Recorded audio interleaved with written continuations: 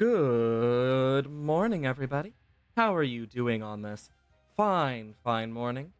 And it is a wonderful Thursday. I hope you all are well today. I know I am doing quite well. Um, I did do a few things to hopefully fix the modem. We'll see if it works, but it's been a hell of a time to say the least.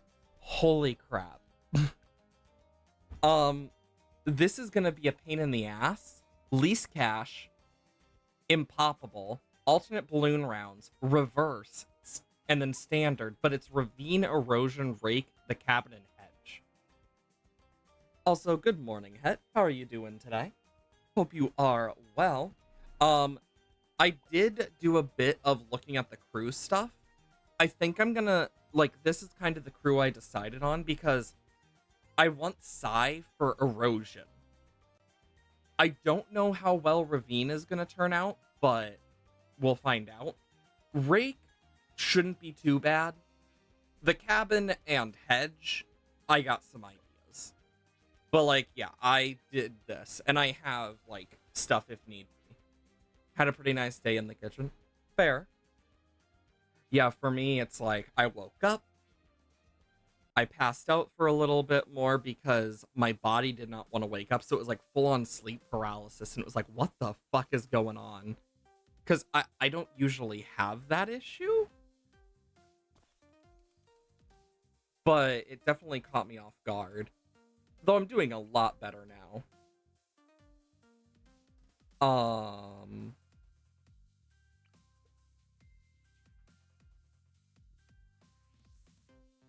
Let's put this guy here. Woke up in some mariage from a guy in the first Scooby-Doo movie and currently whipping up some mayonnaise. Nice.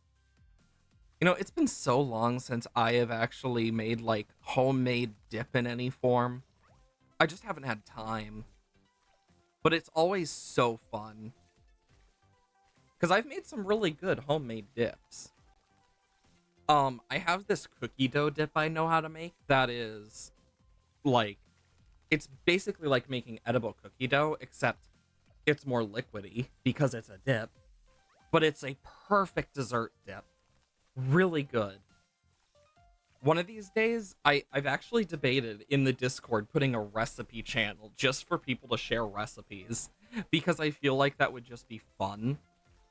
But I'm also I feel like I'm the only one who would probably share recipes for the most part because I have so many that I when making stuff, a lot of the time I don't use a recipe. I just go bam, bam, bam. And I don't really need it because I've done it so many times where I know the base needs for this stuff.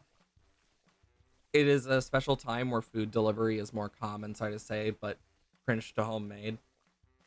Fair. You'll you'd share yours. Got a nice recipe for marinated chicken. Nice. I have a bunch of recipes, and I know some of them are similar, but I do certain things a bit differently. When I make brownies, I don't make them how most people would think. I sift my dry ingredients when I make brownies. I actually sift it through a mini sieve. And it puts a lot of people off, but it's also so damn good. I want to get ice shards to remove camo,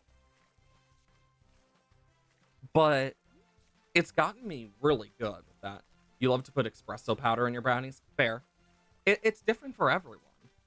I mean, one of the recipes I love that my mom made, and I need to get it from her, is a vegan red velvet cheesecake.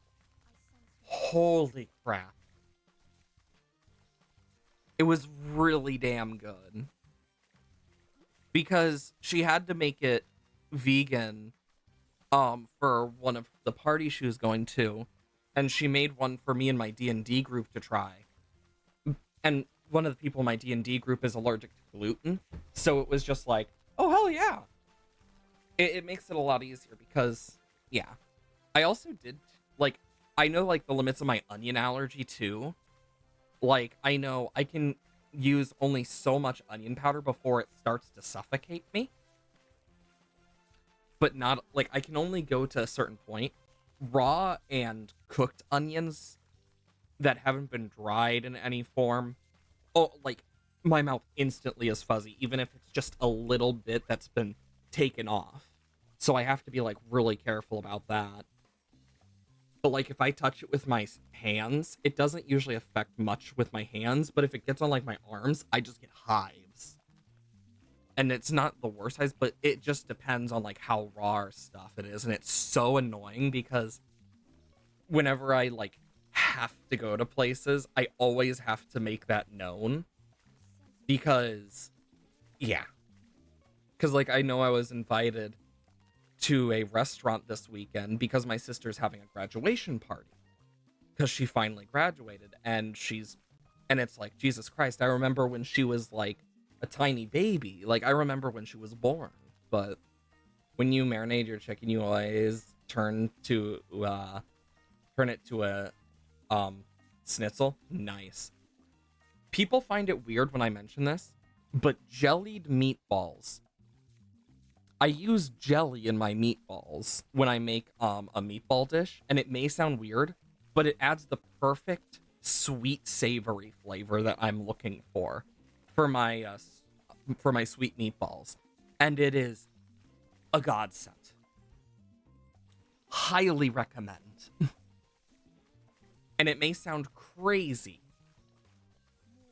but I really do enjoy looking for those types of things. It's always fun.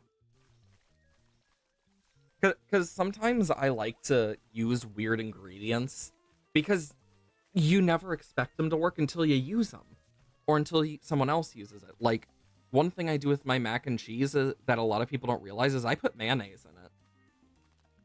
Most people don't realize, but my mac and cheese is creamy. Mayonnaise is one of those things that a lot of people are like, ew, gross. But when you actually try it, it's really good. Like, I like mayonnaise quite a lot. Does everyone? No. But I do. Destroy ceramics.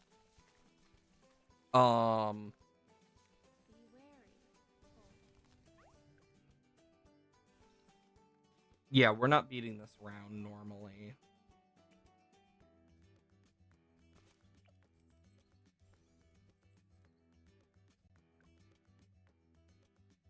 Yeah, we've lost this one. Um, Wait a minute, I'm dumb. I I need to do this. Our rounds will be a bit longer for now, but yeah. You always make meatballs according to Gordon Ramsay recipe. You've said if you have the right amount of breadcrumbs and milk, you don't need an egg. Oh yeah. That's another thing. When people are like, oh, use vegetable oil, or oh, use water for this, or oh, use egg for this. I know like the right amounts of like butter and milk that can replace that type of stuff to an extent. I also know the right amount of blood that can be used to replace an egg. It was a weird time because my mom's diabetic, and it was like, I just asked her one day, so you know how diabetics have like sugary um like sweat and blood? Does that mean you could technically use it to partially replace the sugar as well? And this is the weird shit my parents had to deal with me growing up. I always said the weirdest shit. I mean, the irony is, I actually understand it. Which makes it funnier when I'm like, oh yeah, you could do this. Like, whenever it comes to baking, I'm usually the ones my friends look towards because I just happen to. Like, my one friend's wife, who's in my D&D group, she was making these mini brownies that ended up tasting like fudge sickles that were partially burnt, but I basically taught her, because she was always like, you know what's one thing I hate about this? Breaking the brown sugar out of a block. And I'm like, you know there's such thing called sugar bears, right? And she's like, what?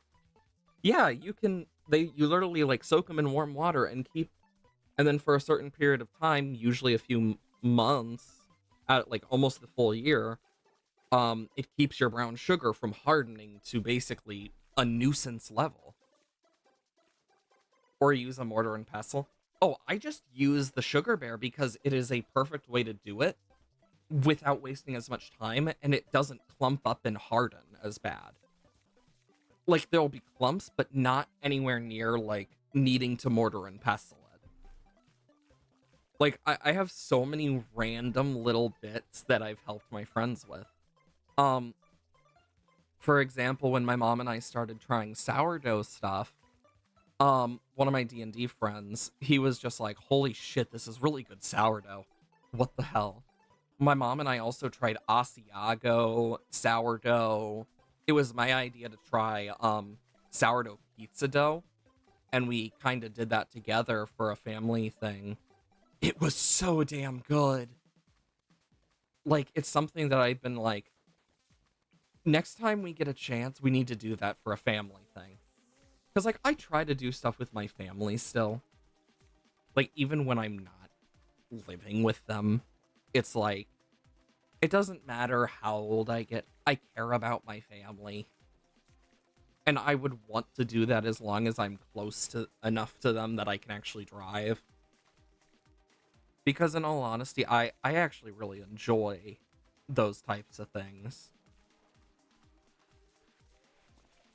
I feel like a lot of people really either aren't lucky enough to have that type of family or don't realize how fun it can actually be with the right family. Because my family is weird. Just putting that out there, my family is weird as hell. The best way to describe them is they're like a bunch of kids in their own regard. Like, we'll make some of the weirdest jokes. I mean, there was a point we had a family dinner where we got into a talk about how hedgehogs reproduce. Or like the Kool-Aid man's Kool-Aid and shit. Wild Other Town spice mix, oregano, thyme, sage, rosemary, chop it up, put oregano towel, it's salt, stir everything, and we've done. You been a pan furry might be the most normal one. Honestly, I would not call myself normal when you look at like how I am overall in my real life. Like, I'm a weirdo in general. Like, I'm just a weirdo. But I love baking. It was something my mom taught me to use to help get rid of stress, but also like anxiety and just help with like any built up emotion. Like, that's one of the ways I always did it, was through that and art. So like, I have a lot of art and whatnot that is very different. Like, is it this one? No, that's River Virgin. Oh yeah, it's this one. Like, this is my newest D&D character that I'm using for my friend's campaign. I put all of my emotions into it. Even if I am not good at drawing humans and elves and stuff, like, I suck at the facial features. Like, it's always the facial features that get me. But it's like, it's always been one of those things where I'm like, oh boy. Sorry about that. I wanted to show that. But like, I'm glad I was taught that, because compared to most like parents and like whatnot that you would see back like in general, I have parents that are very much like open to listening and like doing things like therapy from a young age if I needed it and stuff. It really helped. All your emotions in, he says, the guy looks as emotional as a rock. Oh yeah, that's one of the things that sucks. But the reason that this guy looks the way he does is literally because he hides all of it.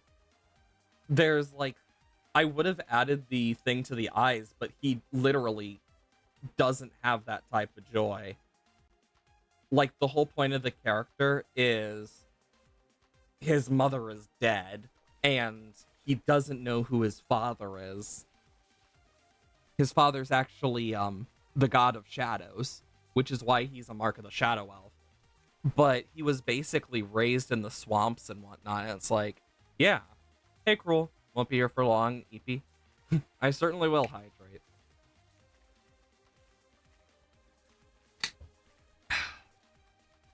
Thank you for the water. But when you eventually do go to sleep, Cruel, I hope you have a wonderful night. But yeah, with Erebus Kage Eclipseborn, as I have named him, he does not show a lot of emotion outside of like being like kind on a basic level. Like, he literally holds it all in because he doesn't want people to like be around him for the most part. Like, that's his whole thing. He literally lived a good chunk of his life alone. That heading to bed. Well, sleep well, Cruel. Hope you have a wonderful night. But with Kage, it's like I specifically built him that way where he's a lot more stern when he is talking. And I specifically gave him like a tiny like semi accent, and it's supposed to not sound the best because of how long he has been just by himself, but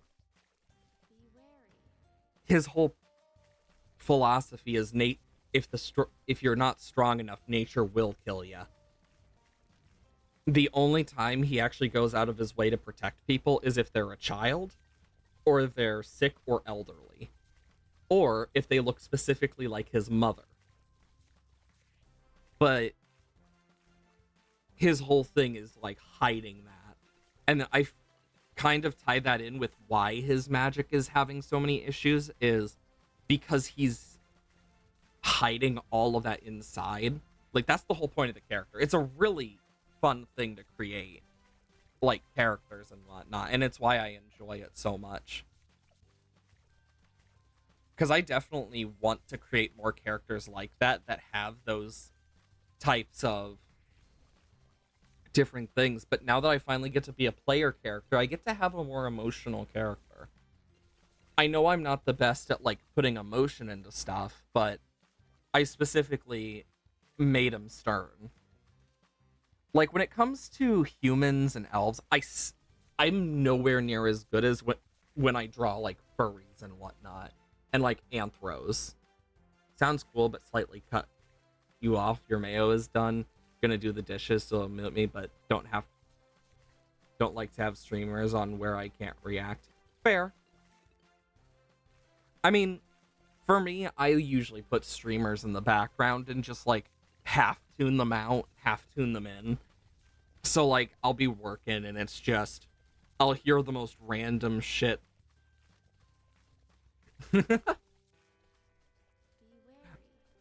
I think that's one of the first times I've actually seen the exclamation mark lurk used.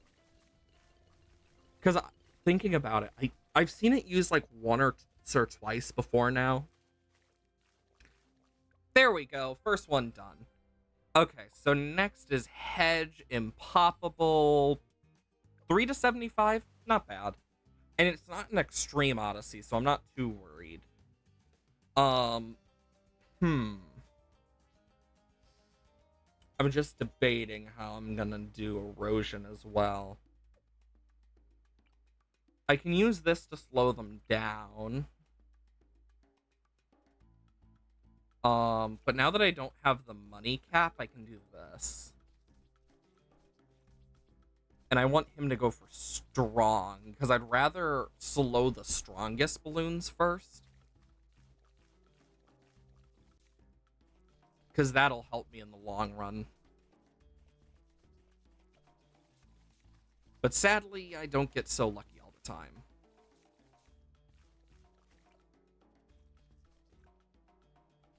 Okay.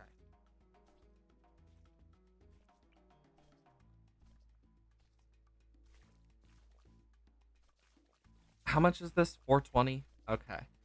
Let's see. Can I actually get the damage amount in time to get all the money? Ba, ba, ba, ba, ba, ba, ba, ba. Cool, I can.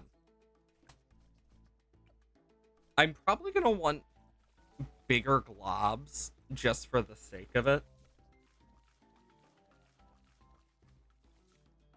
There we go, because then I can actually hit more of them. Because the ninja's actually, like, really good for early game, if done right. And since we get that free insta-glue gunner, it might as well use it. I've actually never beaten Erosion. I've never played it, so it's gonna be difficult. That's part of why I brought Dartling gunners and, like, subs. Mermonkey might be useful. Spike Factory will be useful, because it goes to around 90. And that's, like, my biggest worry. Because I know I'm probably going to want to put Psy up near the very top. Like, just in general. Glue Gunner over here doing great. Last longer, soaks through all layers. Last longer. And then slow even more could be nice. Yeah, because I think this will help in the long run.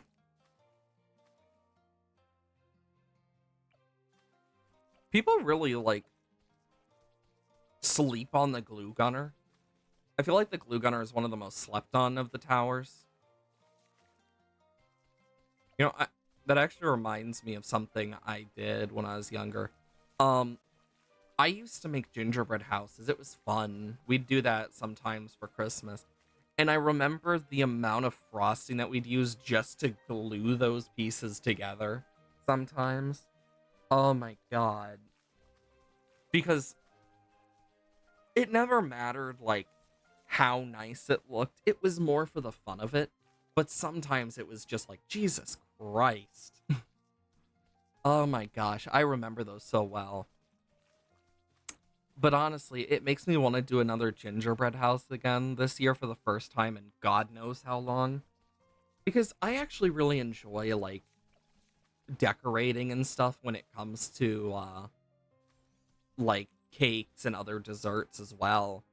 Because I've actually been alright at that. I don't know how far I have fallen in terms of, like, being able to frost things well. But I know, like, for me, I'm used to, like, crumb coats and whatnot as needed. But I also, like, it's been so damn long since I've made a rose or anything that I'm not even sure I could do it the same way anymore. Because, I mean, you do it for long enough and it's like, when you do stop, 50-50, you actually have the muscle memory still. So it's one of those things of, who knows? I'm just happy we can at least use Psy. Because that's going to help a lot. Because Psy will at least take out a good chunk of these.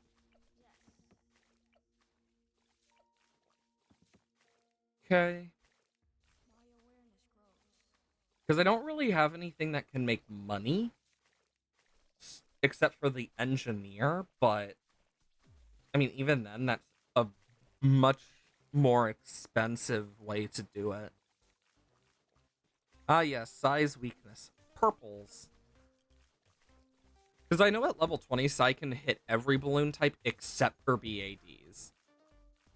So we're going to want to get him down really early for erosion. Honestly, depending, I might just get a Dartling gunner. Because I know I can use instas. Oh, do I not have any Dartling gunner instas? Huh. I would have thought. Oh, wait, no, I do. I was not paying attention.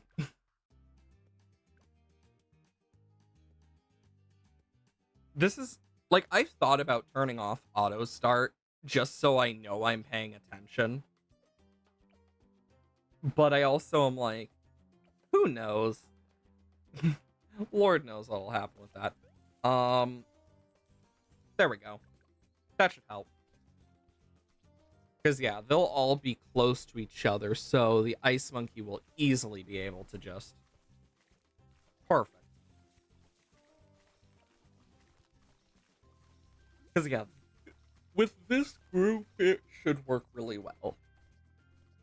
And the glue gunner does keep them, like, really close, which is useful. I also have thought about turning off all my pets for my monkey towers because it's like, I honestly don't care for having them constantly. I will say one thing I wish they'd bring back from BTD 5 is the monkey skins.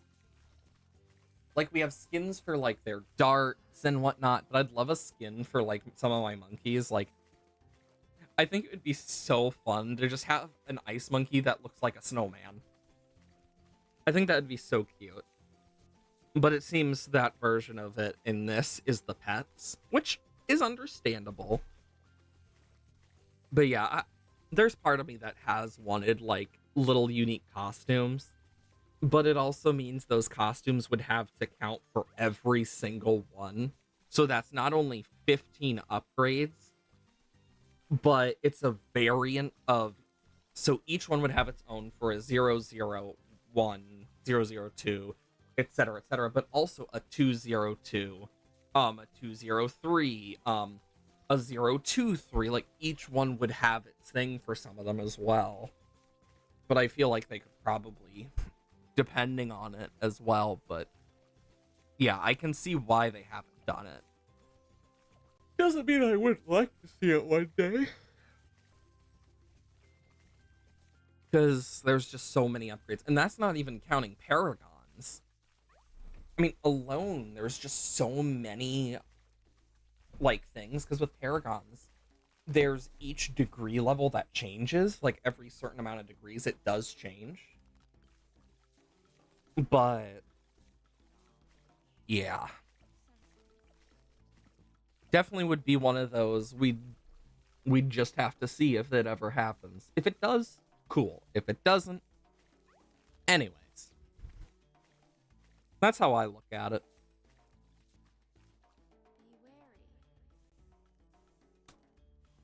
Be wary of the pufferfish with sunglasses.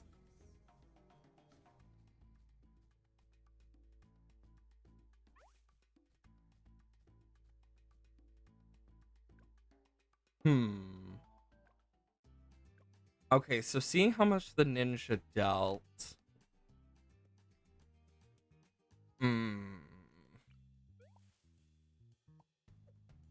I got an idea. Twin guns.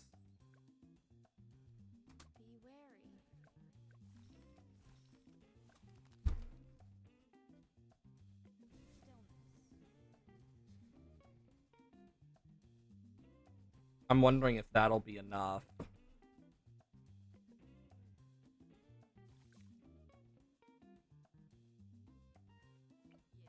Come on, Sai. Yes! That was close.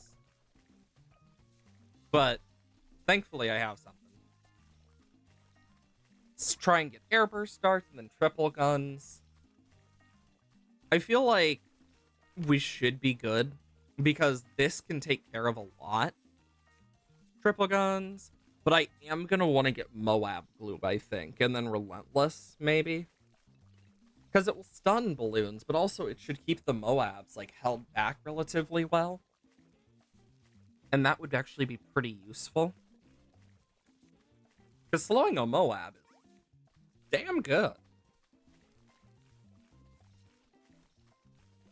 I honestly don't remember how to activate the secret. I just know that the secret comes at removing this and Jason Monkey coming out of this and chasing it, but I know there's like stuff you have to do beforehand.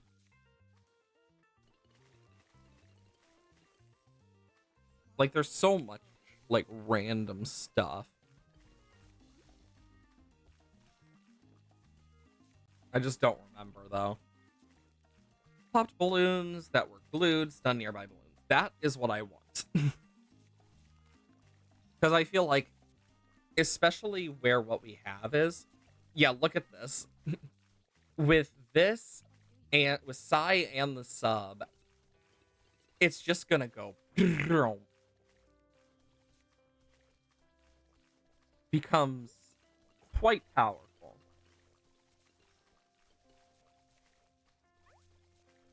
Hmm.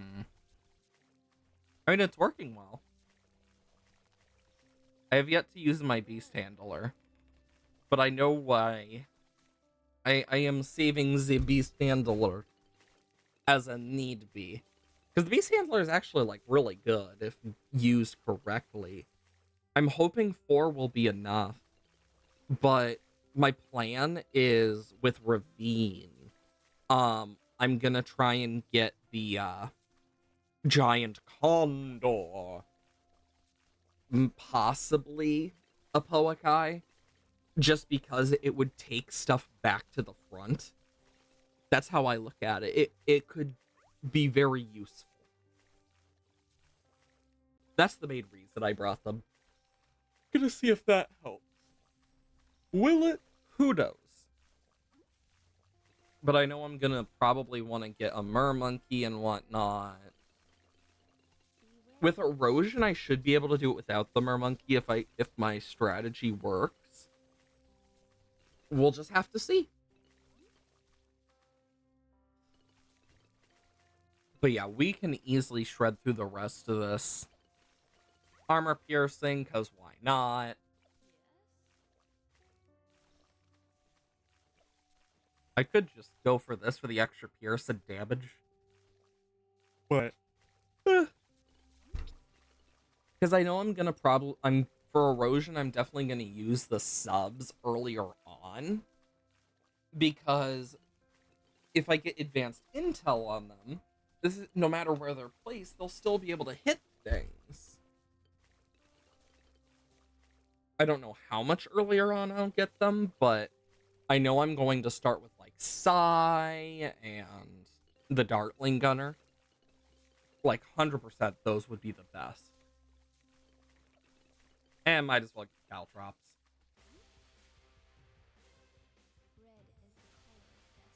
Ba, ba, ba, bum. Also, I really like there's something about the boss music that's just so good. But it also makes me wish the Lich was in Legends. It'd just be so cool to fight the Lich boss in Legends IMO. Because not only would it give every boss some love, but it's the one boss that always seems to be forgotten about in some ways. And if it's a thing of it's too hard for Legends, okay, fair. And it could be a thing of maybe because of its buff stealing and whatnot, it gets affected by like some of the buff things you get. And if so, that's at least understandable, but I could also see why they might want to change like certain things about the Lich for that as well.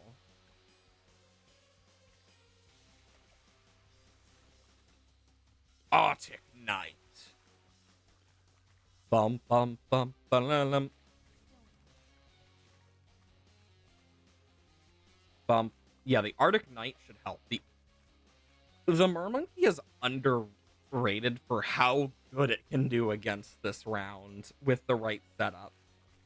Like, it definitely hits its Pierce cap, but depending on how it does, with enough Mermonkeys and, like, the Pierce upgrades, you can just sweep through an entire lane as if it were nothing.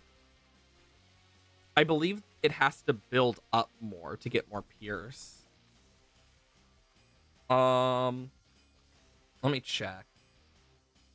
Grown size and power traffic, crash and devastating force. I believe they do more damage. I just don't know the full extent. But like, it's good to have these things with more range.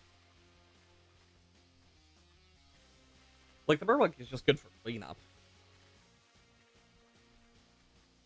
Honestly, I still can't get over the fact that we got our first semi-aquatic tower and our first water tower since BTD 3, I think it was, that the boat and sub were added. It might have been BTD 4. I'd have to double check. Like, it's been a long time. And it may not seem that long ago, but if I look up, was the boat and sub added to balloons? Um, Monkey Sub was really. I thought the Monkey Sub came earlier than BTD 5. Huh. And it was 2015.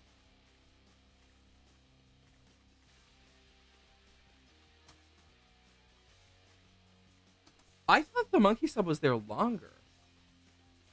So it came out. It was an. It came. Its release date was August 1st of 2024, compared to July 22nd of 2015. So almost 10 years. Weirdly enough, like that's kind of crazy. I honestly thought the sub came out in like 4. Like, I knew the boat was first, but I always thought the sub came out sooner. But that's on me. But it makes sense why when I look at, like, how long it's been. Like, 50/50, I remember something from this morning. 50/50, I remember something from years ago.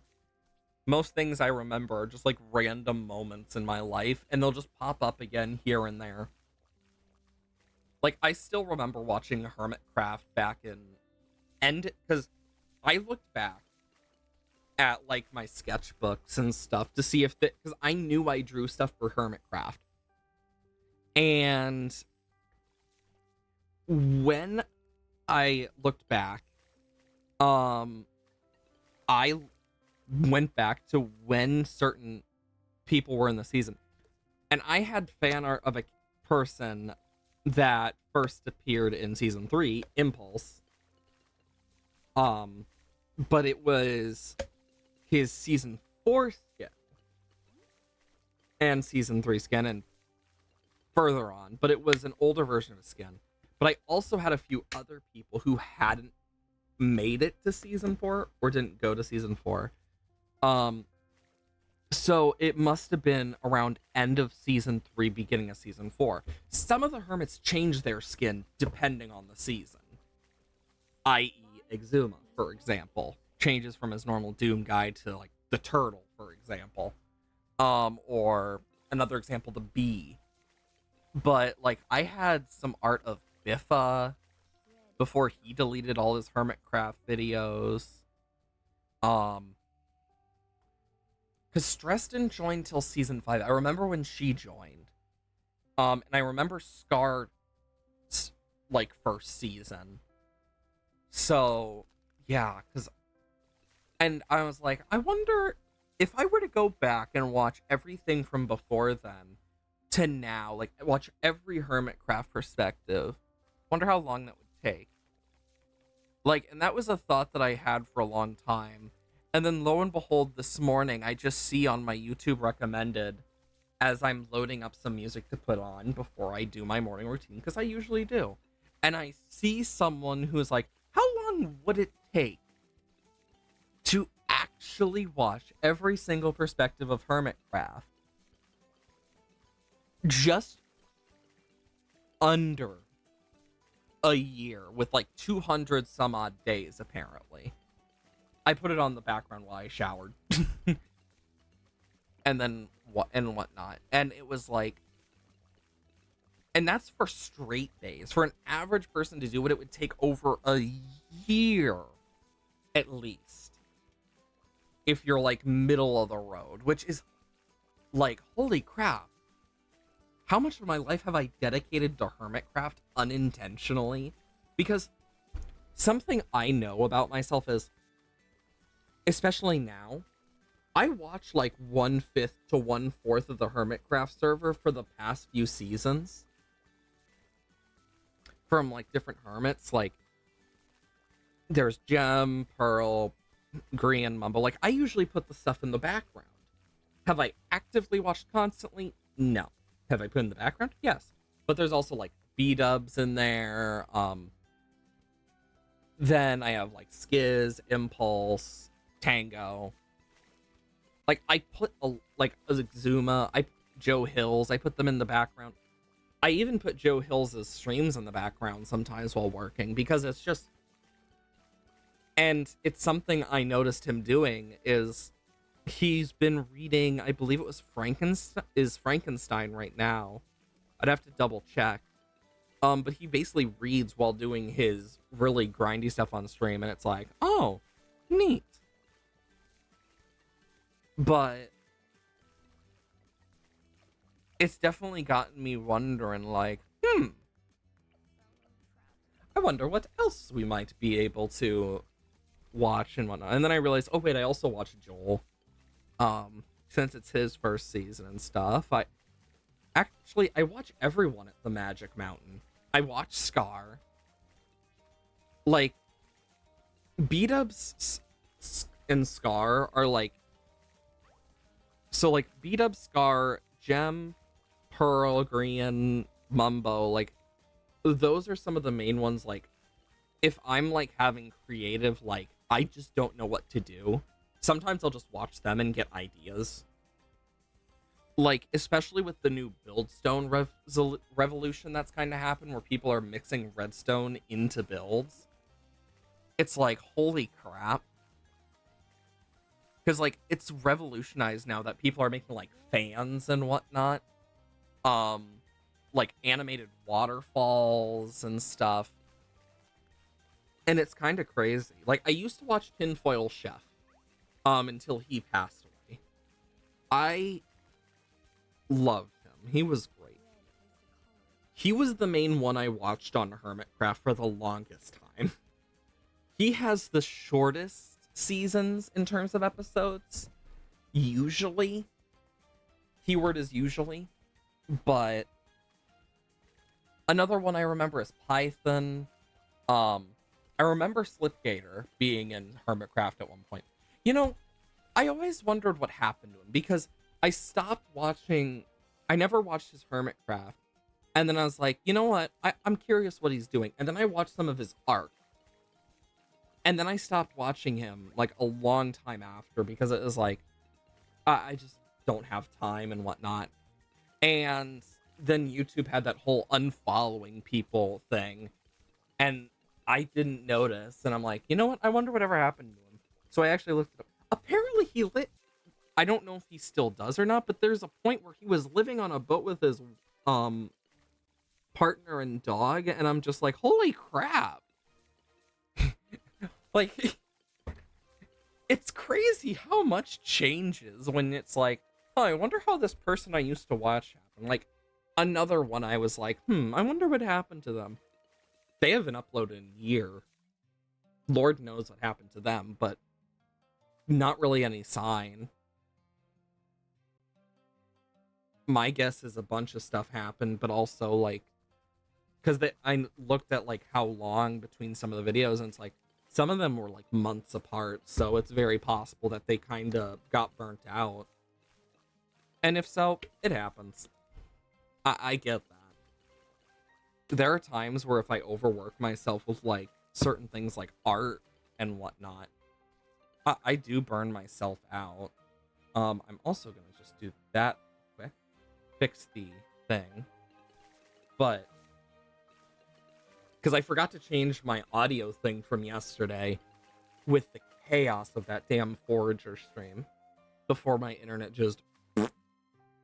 Oh my god, I hated that. But I remember really early on watching that. I also remember a lot of stuff like... And I think I still have the VHS of it. I used to, at least. I don't know if I still do, but I had the first movie on VHS for Pokemon. Like, I had the first Pokemon movie on VHS. I don't know if I still do, though. I know I have, like, some... Like, I know my parents still have, like, the Winnie the Pooh ones I used to watch. And whatnot, because I remember those really well. You know, even now, sometimes I go back and watch some of it because, and I just think to myself, some of this isn't that bad, even as like a full grown like adult and stuff. Like watching some of it's like, it's not that bad, and you're just kind of there like, I don't mind this. Actually, I'm gonna put Psy here, and you'll see why. But I want this here, twin gun. That should be useful. But yeah, I want Psy early because of we're going to round 80. But I really have gotten interested in looking back at some of my original stuff that I used to watch when I was younger, but also like some of the shows that I grew up with and whatnot as well. I know like one of the things, Mr. Ed, great one. Rocky and Bullwinkle. I always wondered whatever happened to that. And I never really got much of an answer until more recently. And it's like, oh, that's a shame. Because I really liked Rocky and Bullwinkle and whatnot. Like, when you grow up on certain things, but also, like, experience certain things like that, it's just like, oh, I hope things are going well for... Oh, dear God, things did not go well for them. Like, I think about some of the stuff, like Avatar, that I watched a lot later into my life, and despite being, like, a children and teen show, it's like, they're so good. Same thing with Owl House. Like, it just shows how good a show can be when it can appeal to both adults and children. Because, like, that's what's really gotten me into animation as a whole. Was like a lot of the animated stuff I watched. Like, I loved the Disney Renaissance. And then, oh my gosh, then there's Bob Gurr. Oh my gosh, he has some of the coolest stuff behind him. If you've never, like, seen anything about Bob Gurr, just, I know there's documentaries on him. I highly suggest it. He's a really interesting individual. Another one that I can think of off the top of my head, is I remember, like, Princess and the Frog coming out and stuff. Still one of my favorite Disney movies. Like, Princess and the Frog, for me, was such a good movie. I just could never get over the movie. And I still love it to this day. It is my favorite Disney princess movie, in all honesty. And it makes me miss the days of 2D animation, because I loved the 2D animation for, like, Disney movies, but they left that for 3D. It doesn't mean there aren't good 3D movies. I mean, look at Wreck-It Ralph. But it does make me miss those days. Back in my day type stuff. Oh my gosh. I remember it so damn well too. But I know one of the things I really remember, and I always wondered what happened to it. Free Willy. I always wondered what happened to the orca in that movie. Because I believe it was a real orca. I just never found out what happened to that orca. And I am always like, do I want to search up and know? Because knowing the history of that stuff, it makes me go, I have a feeling I'm not going to learn some very fun stuff. I mean, I remember meeting and actually being able to, like, touch Winter the dolphin before Winter passed away. When I went to Seawater Aquarium. I went with my grandparents, when we were in Florida for a while, and I remember it so well. It was such a cool moment. And it was a shame when they passed away. And I know that they made like a movie about it too. Um and then like there was the smaller one they saved as well. But Winter was the dolphin that basically didn't have a tail. It was a huge like thing, I believe, at that point. But I remember it so well. Oh my gosh. It does make me wonder how that aquarium is doing. I hope they're well. I mean, it's been so long that I'm just like, part of me wants to know. The other part of me is nervous. But doesn't make me not any less curious.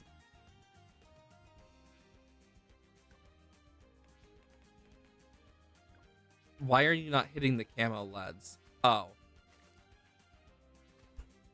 Wait, why was it able to penetrate through the normal lead balloons then? Oh, is it because of the glue? If so, that's actually kind of interesting. Because I would have never known that if that is actually why it did that. The more you know, I guess. I think I'm going to set this to close, and I'm going to go for Flash Bomb. Because Flash Bomb will take care of camo leads, but also it will do some good stun. But I'm going to want to get this guy to that stuff. But first I want Flash Bomb. But I remember early on some of the stuff I used to watch. It is a shame what happened to some of it, because some of it no longer exists. Some leaves must fall.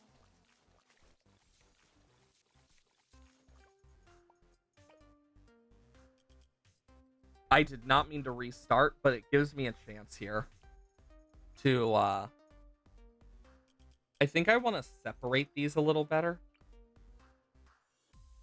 I'm gonna put Sai here. I am both here and everywhere. Honestly, I'm just curious what I got. Might as well.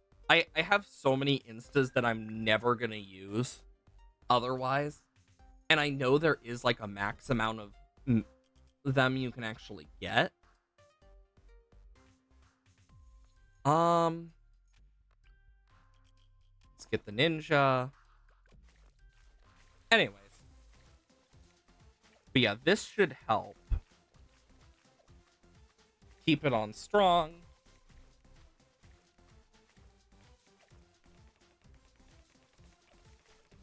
Oh yeah, that's why I didn't do that originally.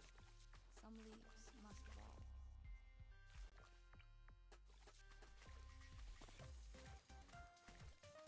fall.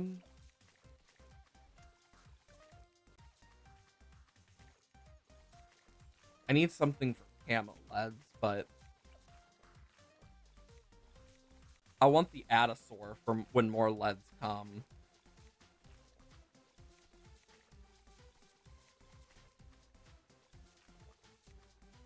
Okay. I mean, this has given me a reason to use the Beast Handler, so I see it as a win.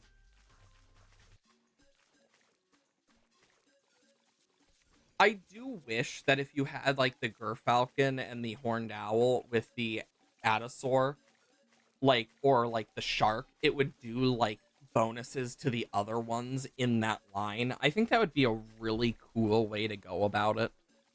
But I get why it doesn't. Honestly, I might go for the increased attack speed with this instead. It wouldn't get rid of the camo, but it would still be pretty good. And I wouldn't have to focus it on close or anything, I just need to focus it on camos. Which is kind of what I want to do.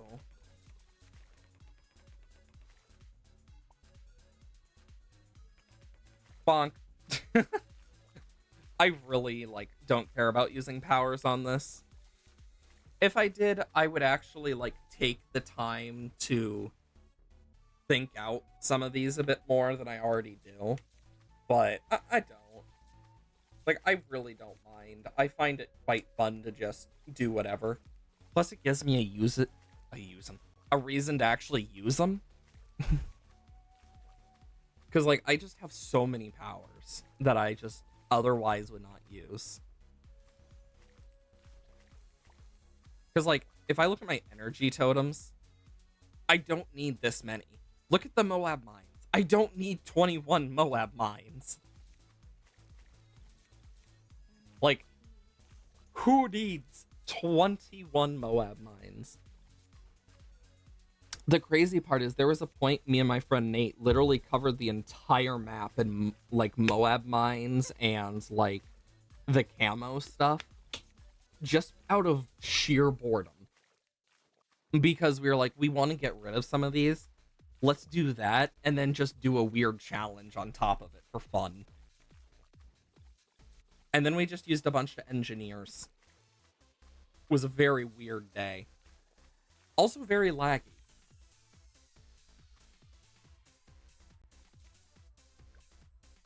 Nice. I do like the music that they've like done remixes of. I think it's really well done. And then I'll get sharp shurikens for the lulz.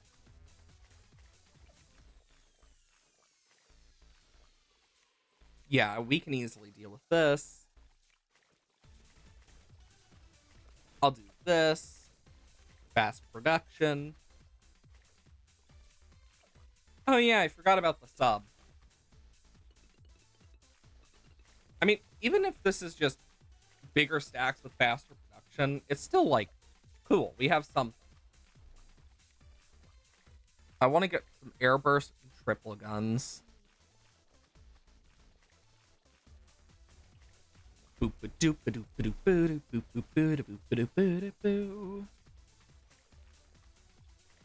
actually have some plans with D&D too. Ooh, I am so excited for it. Ads should be going off about now. At least I think so, but I might be a bit off. I'm actually gonna do this. Actually no. I want them a little farther away.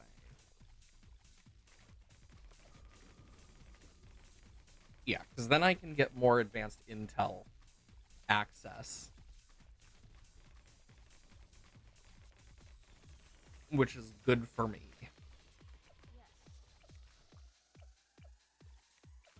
Triple guns. And then I could get some armor piercing as I might need.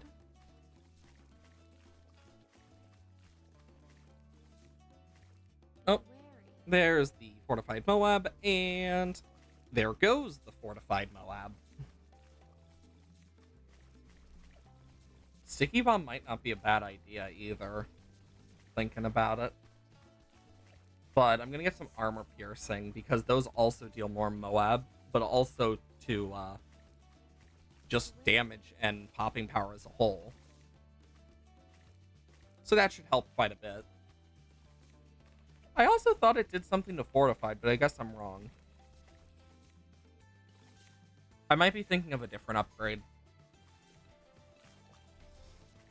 You know, I actually never, until I started streaming some BTD, I never used the jukebox. Like, I never bought any of, like, the music or anything. Like, I had, like, so much stored up trophies. But now I just get to use it for, like, music and stuff, and it's actually kind of nice. I get to try all sorts of different stuff.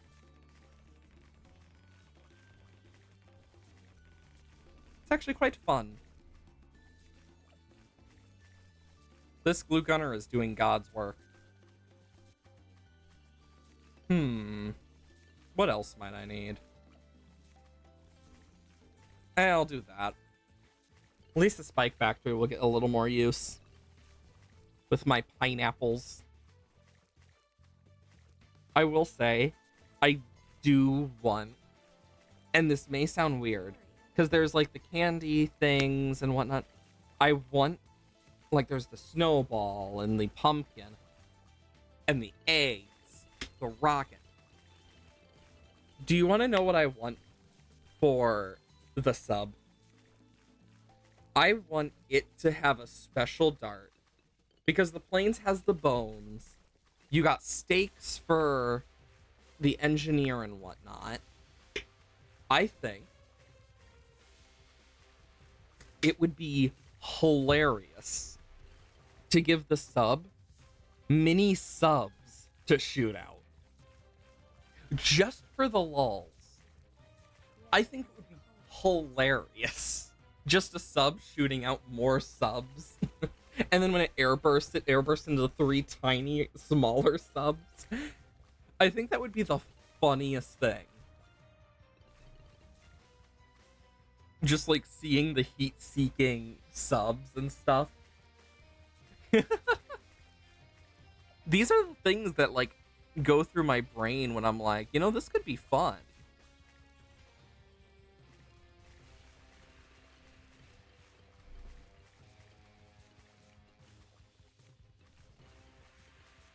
I mean, we're doing really good against the Moabs and stuff.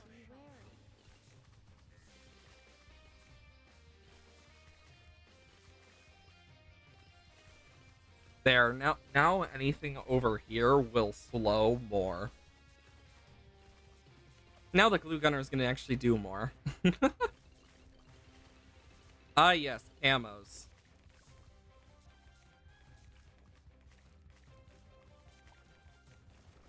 Just going to do this real quick. Perfect. Because that should actually hit, like, most things. Is it perfect? Is it truly perfect? No, but it's pretty good. And then we can just watch the BFB get shredded slowly. And there it goes.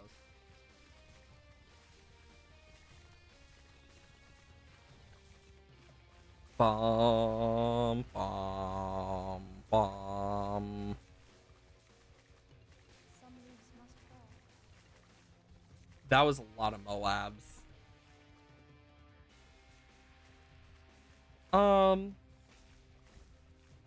You know what? There we go, Sentry Expert. And instead of that, I'm actually going to go down the middle path for this. Because it will slow balloons more. I think that's going to do more. I'm worried about 63, though. Because, actually, wait, no. Alternate balloon round 63 is actually not as bad. If I remember correctly. Yeah, because, especially with Psy and stuff and this, because it's... Some leaves must fall. You know, I just had to open my big mouth. I'm just going to continue. I was going to buy this, but...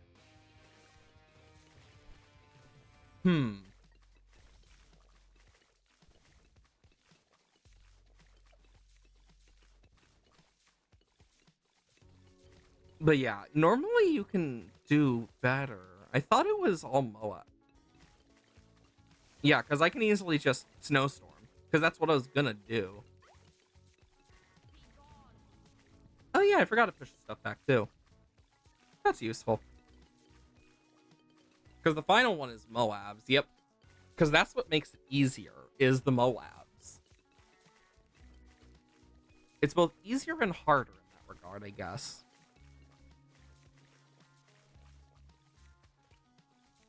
You know what? Why have I not just Abyssal Warrior? Because that increases their pierce. And it's going to slow the balloons even more. I want Echo Sense Network next, because that's just some more range.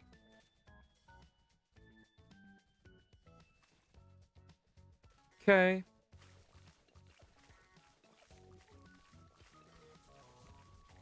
Perfect.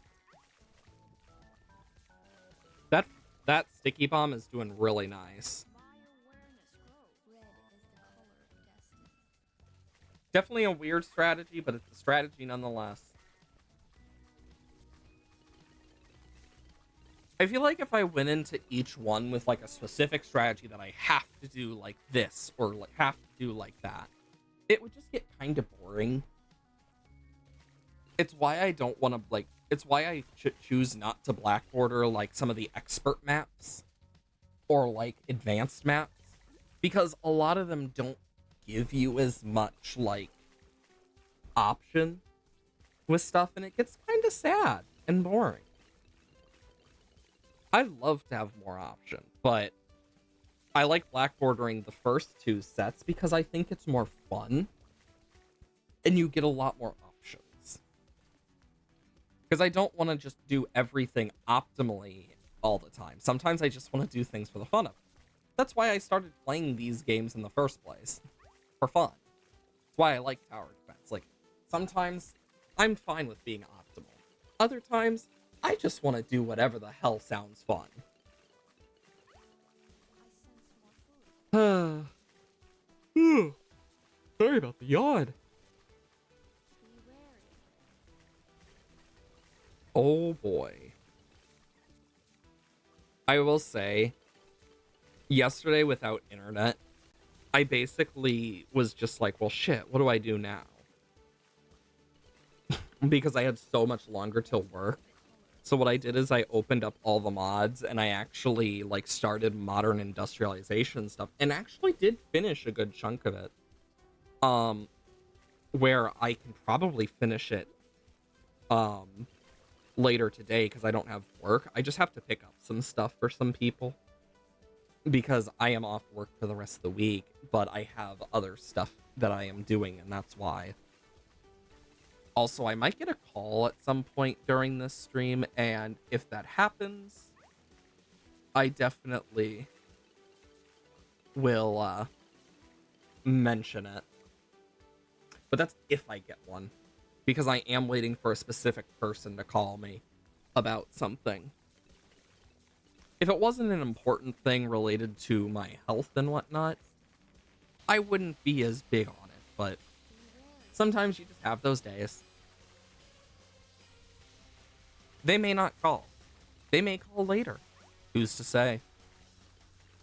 Bum bum bum bum bum bum bum. Banana. Banana. Banana. Banana. Banana. Banana. Absolute zero. Also, I know it's similar in name, but the Paragon could easily be called Zero Kelvin. But, like, if it was true absolute zero, everything, including the particles in your body, would freeze instantly. Meaning, not only would no liquids exist, it would stop you from existing. Like, because if it was absolute zero, things wouldn't be moving around, including electrons and protons and whatnot. Do you think, like, with absolute zero, like, everything freezes in the entire universe, wouldn't that just end the universe itself? Because not only from the freezing, but things would just seem to vanish. These are things I think about in the shower in the morning. Like, this was actually something that I thought about this morning, and it only popped back into my brain because of absolute zero. Because it makes you kind of question things, like, at what extent is true absolute zero? Because if everything freezes and nothing's moving, then what exists? Because technically everything is constantly moving in some form.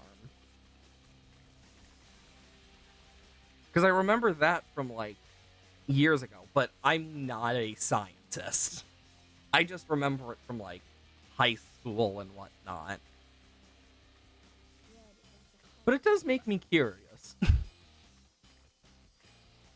Like, with the amount of random shit that comes through my brain, I could, like, make a list, and that might be what I do. I also did make a full notebook for Erebus, and the notebook's actually, like, quite thick because it's going to be my player notebook, but it's also going to be for other stuff.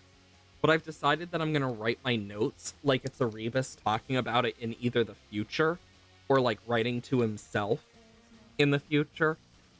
Almost kind of like a mini book. It's not going to be like, oh, this happened, this happened, this happened. It's going to be more of his point of view of it happening. Like, yeah, I felt this way. It was weird, etc. But also, like, this is when I finally found out what was in the note. Because Erebus carries around a note that his mother told him before, when she was dying, that he should only open it when he feels ready.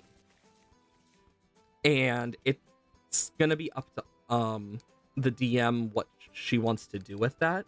If she wants me to write what it's gonna, like, the base of what it's gonna be about, I already have an idea. But, like, I feel so bad because it's like I saw, like, her slowly figuring stuff out when we were doing our mini, like, pre-sessions, session 0 type stuff, because we didn't have everyone there. But but one of the things I just said to her was, if you ever need any help with anything, just ask. Because balancing for 7 other people is very difficult. That was one of the reasons I prefer to keep my group to, like, 4 or 5 at most, is because of balancing. Like, it is very difficult to balance. It doesn't mean I don't enjoy it and, like, making those types of things work, but it is a pain in the ass. And it really sucks that it is, because it's like, well, fudge. Because, yeah, like, what she did is she sent some goblins and wolves at us, and then without a crit, I rolled so well with my hunter's mark, short bow, and swarm that I insta-killed a goblin. Like, she'll definitely learn what I've learned about the more people you have, if you don't have a lot of enemies, making sure that you have, like, higher HP for those enemies is gonna be important. Because that's what I do. When it's the whole group against the boss, I make the HP of the boss higher. I expected them to not really be able to kill the captain as quickly as they did. Like, he still has his phase 2 and whatnot, but it's still like, holy shit.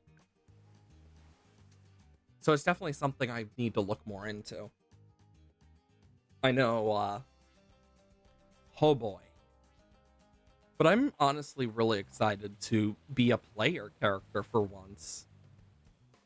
Because I never really got that chance. I am both here and everywhere. It was one of those things that I was like, boy, I would really love to do that. But I just never got the chance. So now that I do, it's like, oh, cool. Actually, I'm going to want this on normal. I'm going to want... which one is sub? Is it... Trying to remember. It's not T. Ah, it's X. Boom, boom, boom, boom, boom, boom, boom, boom, boom, boom, boom, boom. Okay. I'm gonna want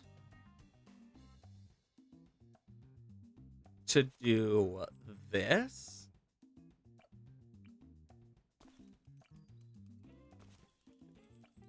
As a backup for now.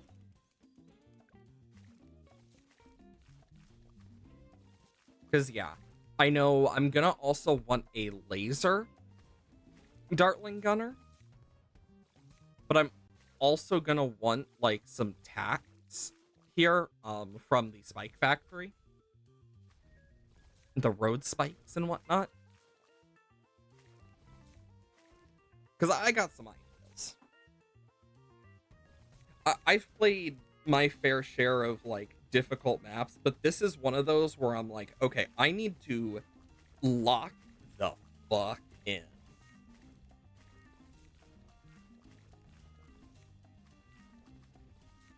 And sometimes you just gotta lock in, and that's okay. I'm really worried about Ravine though, because it's gonna be hellish.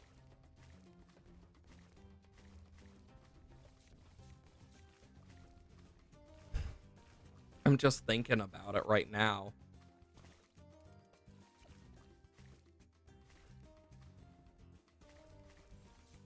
I'm gonna want faster barrel spin on this because it's gonna be the laser. And that'll just be really important.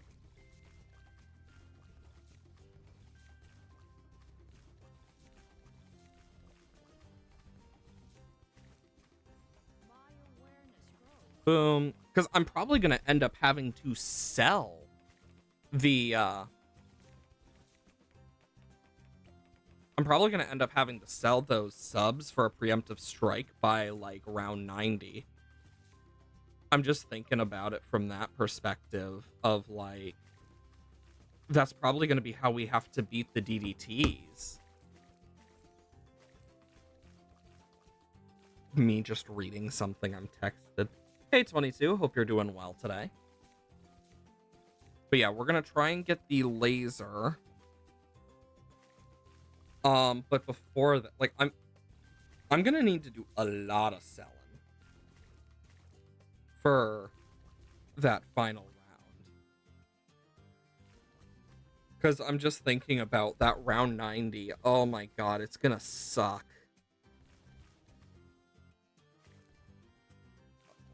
But yeah, Erosion is just a very difficult map, and that's why I'm like super nervous. Well, I can at least get this here, because I'm probably gonna want one of these. Just thinking ahead with it. But hope you're doing well today. I know I am doing all right. Because I don't really need to worry yet about some of the stuff. But yeah, as the ninjas get sold when because if I remember correctly, it gets auto sold when we lose the ice. You're doing fine? Nice, nice. Yeah, I know I've just been talking about a bunch of random stuff. But that's usually what I do. This is the first map that like worries the absolute living hell out of me. Boom, ba-da, ba-da, boom, boom, boom. As I get closer to round 90, I'm probably gonna turn off auto start just for the sake of my sanity. Okay. You know, I'm thinking about it. I'm gonna need to put some ninjas, because the ninjas are basically gonna be my advanced intellers. They're gonna be what keeps me moving and grooving. Good old moving, grooving, and just more schmooving. I will say it is nice out today. I know later I need to pick up stuff for my sister's grad party. And it's one of those things where it's like they don't open till noon, so it's like I get to stream normally and then I'll go pick them up about and get there about like 1:30 after stream, hopefully, if I'm lucky. It's a local bakery and whatnot, and I know that they make amazing cookies. Like, they make amazing cookies. But I believe the one we're getting is this red velvet cookie. It was my sister's choice. I don't know what my mom ordered. I'm just picking it up for her. Because, yeah. But I'm so excited. I mean, it's just one of those things of being like a proud brother, knowing how far your sibling has come and like how much has changed. But it makes me really happy. But it's also that just like bittersweet moment of Jesus Christ, she's that old now. That's one of the things that has me like, oh my god. Be wary. Boo, boo. Boo, boo, boo, boo. Boo, boo, boo, boo, boo, boo. Boo, boo, boo, boo. Boo, boo, boo, boo, boo, boo, boo, boo, boo, boo. Boo, ba-da, boo, boo, boo, boo, boo, boo. Ba, ba, ba, ba, ba, ba, ba, ba, ba, ba, ba, ba, bum. That polar bear is not gonna be lasting. I feel so bad for it knowing what's gonna happen. Because if I remember correctly, it does fall into the water after a point.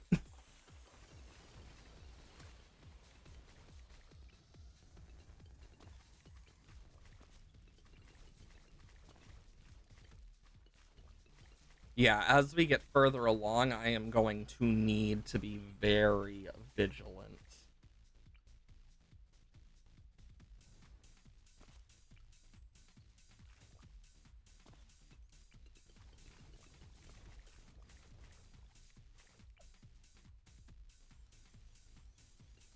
Basically, because I know before round 90 we're gonna have to deal with a lot of ceramics, I'm gonna try and get a bunch of spiked mines.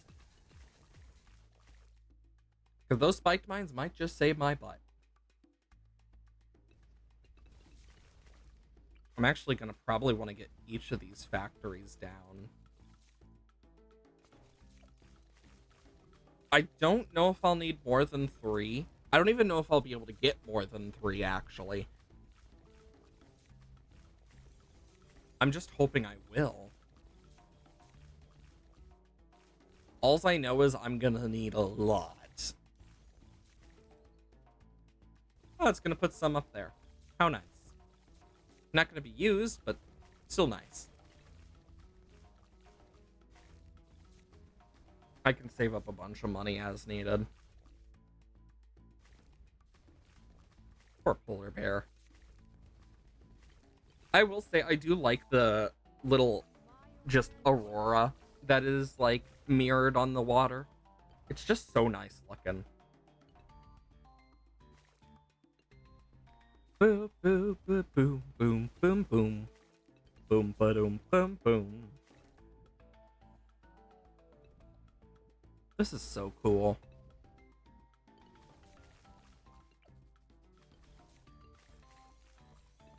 Bill, Bill, Bill, Bill.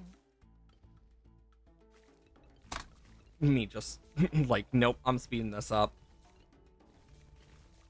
Because I don't really need the rocket ability. So I'm just gonna save that. Sai is gonna help us so much with this. Because if we look at Sai, he's at level 10. Yeah, he's about to be able to pop purples. Like, he just does so well for this. Because that's part of why I chose him. He also will freeze the balloons. That's why I also chose him. Because he will freeze them in place whenever he does his attack. I'm only slowing it down when I go to, like, upgrade something. Because I don't want to, like, have a Moab go through. That's on me. I wasn't paying enough attention. Yeah, because I need to focus on that.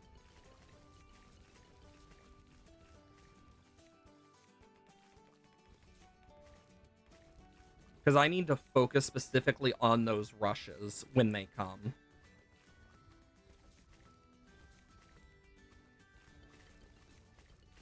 Come on. Why do food and games look so good? I know, right? There's so many games where food looks amazing. Like, I really want to try the Terraria Ambrosia so bad. Like, I would love to try it. Like, if I got the chance, I would totally try it. Come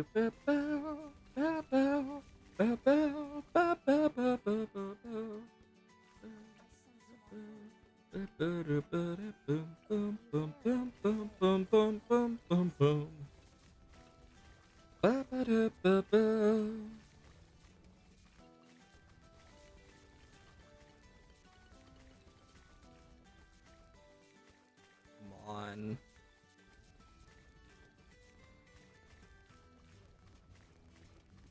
Because this is kind of what I need to do, is just play the long game.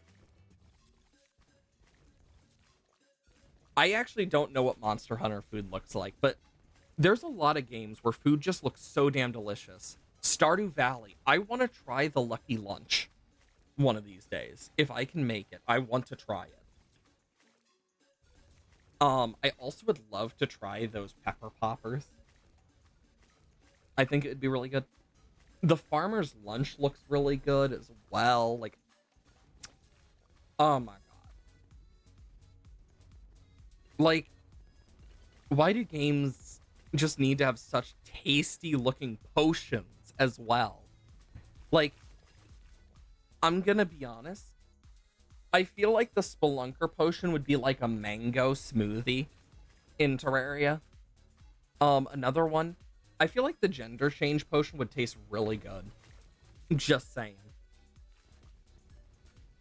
I feel like Recall would probably just taste like a bit of like water that's a little bitter. Or like a fruity water. Another one that I feel like would look really good. I feel like the monkey's bananas would taste really good in BTD. Because what we know that they have like a bunch of stuff, like I would love to try banana cakes made by the monkeys from Bloons, since bananas are so big for them. Like, they have to have perfected the art of the banana, right? Like, even if you don't see the food in some games, there's just the thought of how it would taste that's like, I must know the art of the banana. Like, it just sounds like it would be so delicious. Just this, like, tasty-ass banana.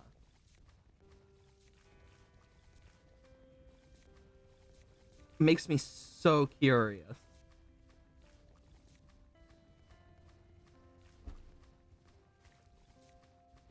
You got me over here setting up for later rounds, because I'd rather be ready.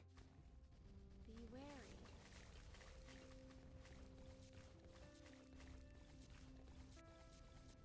Jesus.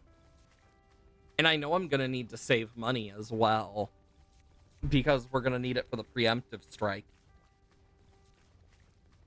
I believe after this one, this entire row is going to collapse.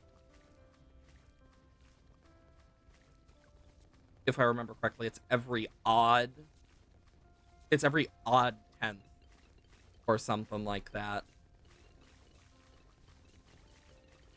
Yep. I was right.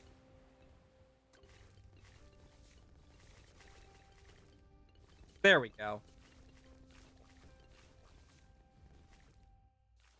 I just know once we get to like 80 something, I'm going to be turning it off auto start, because before round 90, I'm going to want to get a lot of stuff ready. Don't you just love when you're destroying everything in your path? It's quite satisfying. And this is why I got the glue gunner earlier on, because I can just easily take care of some of this stuff. But like once everything on this row with the spike factories gets sold, I'll have enough for a preemptive strike. But I'm also gonna want... I'm between Master Bomber and like going for the Master Bomber path. and going for what's it face?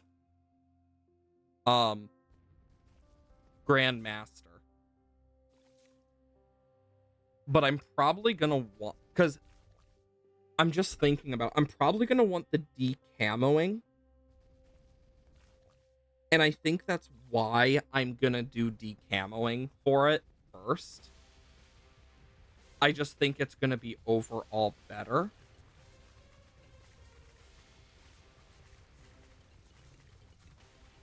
We'll just have to see. Ba-ba-ba-ba-ba-ba-bum. Ba-ba-da-ba-da-ba-da-ba-da-ba-da-ba-da-ba-da-ba. Bum bum ba-da-da bum ba-da-ba-dum.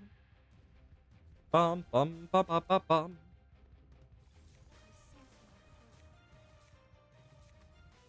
I will say, I am worried.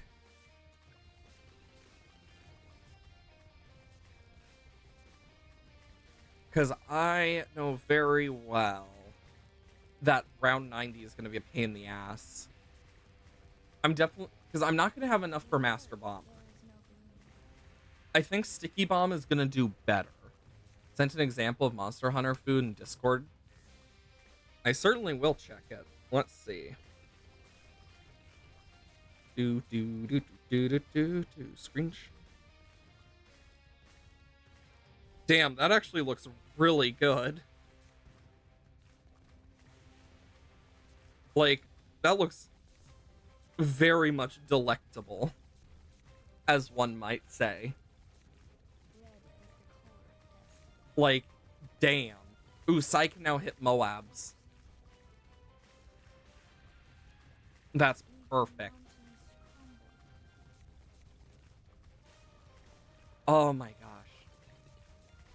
There's just so many good looking food out there. Those were made by cats? Jesus.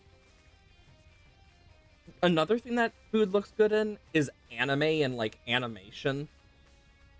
I would love to try some of that stuff from like animations. Like I would love to try Tiana's like pastries and whatnot. Oh my gosh, they just look so damn delicious. Like most of them do, in all honesty. They just look so damn delicious. It's just like, Lord, take me now.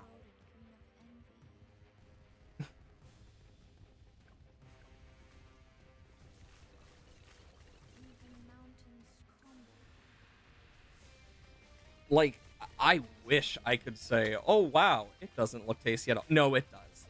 You know what? I'm just gonna... Do I want to set this to strong? Yes. No, not close. Strong. Because that should actually help quite a bit. Hello, bo, bo, bo, bo, bo, bo, bo.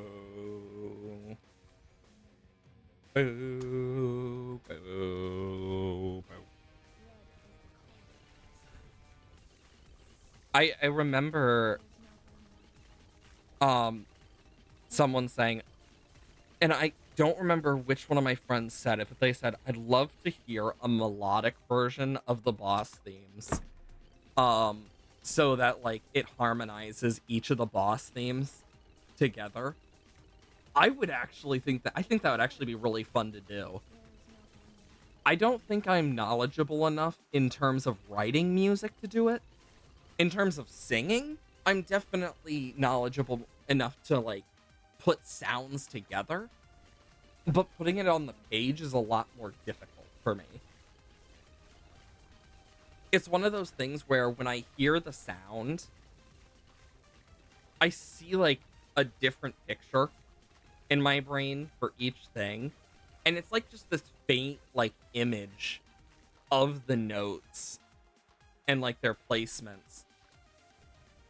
And depending on like what scale it is, I remember like each thing going from do do do do do do do do do do do do do do. Like, there's so many different scales and, like, warm-ups that I've done. Like, you start to remember, like, I remember the jazz one because I was part of the founding jazz of one of my things. Like, I was a founding member of my vocal jazz class. It was insane to think that that is something I can say. At first thought, how could the hunter form monster world eat the entire thing one sitting, and then realize you actively fighting something that's very much bigger than you, and you're actively running around, so it makes sense. Imagine the adrenaline they get. Oh, 100%. Adrenaline is terrifying for how much it does. And I know a lot of people complain whenever someone is fumbling with the keys in a horror movie when they're running away, but it actually works with how our brain works. So a lot of people don't seem to realize that when you get adrenaline, it does in fact affect your fine motor functions. Because our brain goes into fight, flight, or freeze, but it still also activates our adrenaline. So when you are full of adrenaline, your fine motor functions are going to be a lot worse than your overall motor functions to fight or flight or freeze up, as all your motor functions disappear for a period. And because of that, it's why when you're like full of adrenaline or coming off adrenaline, like, if any of you have used an EpiPen before, because that uses like many different things, but it also affects your adrenaline. It makes you shaky. Same thing with stuff like albuterol. Because I remember my albuterol inhaler very much. It makes me shaky. There are certain compounds that make our body shaky and less. There's a lot less fine motor function. It's why it's harder to put a key into a lock than it is to punch something or to run. And I think that's just one of those things a lot of people forget. But it's one of the few things I will say with confidence that at least the horror movies did that, instead of like, oh my gosh, I can't call 911. Because my phone got taken. Like, because in horror movies now, they always find a way to get rid of the phone. Almost every time. Or similar. Like, if you want it more realistic, turn no further than a police officer just coming to the person's house like, there's nothing wrong, there's not much we can do, or similar. Because that's usually how it goes. At least from my experience. That's kind of my experience, though. Different for everyone. I want that. And you know what? I can't get Master Bomber. Super Glue. Probably gonna want that. But can I fit this? I thought I saw it go white.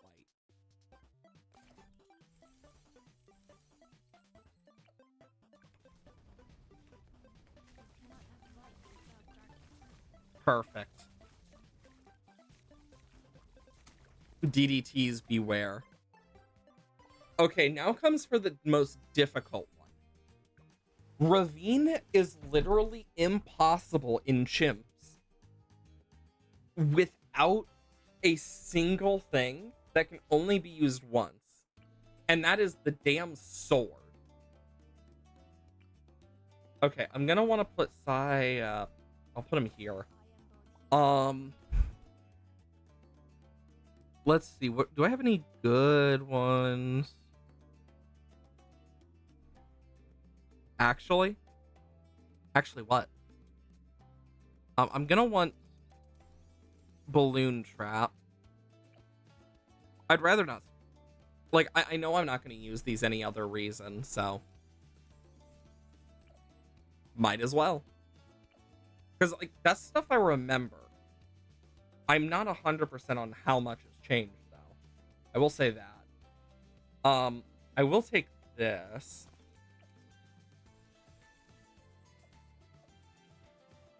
I'm gonna unlock that later. I'm gonna want... I want that set to close. I'm gonna set that to normal. Yeah, mermonkeys can't really do anything here. I thought they would be able to, but I was wrong.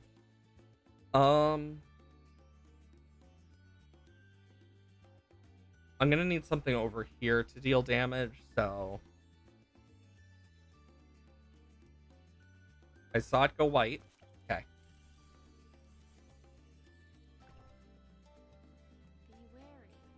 Be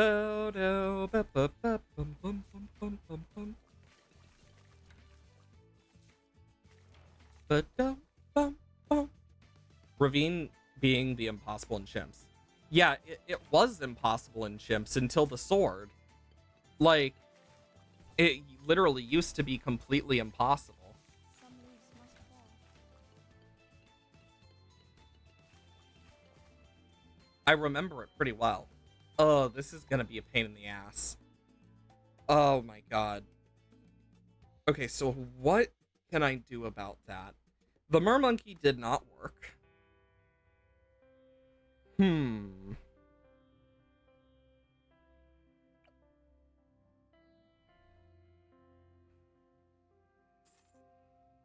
Let's...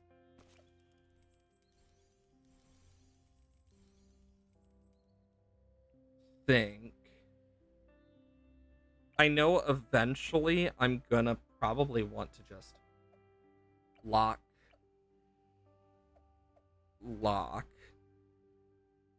But how am I gonna deal with the one side? Also, I probably could put this up higher. Shit.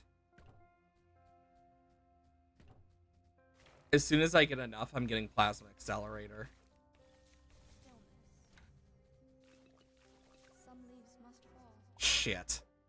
I don't care about using stuff. I'm just gonna get Plasma Accelerator now. Well, okay, that should actually, like, do quite a lot. I probably should have moved this over a bit, but...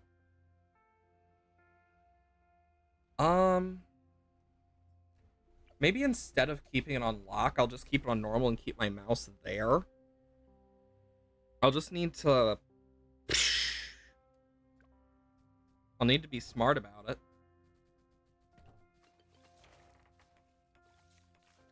Oh boy.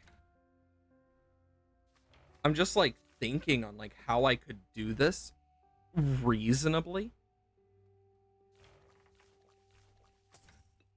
Okay.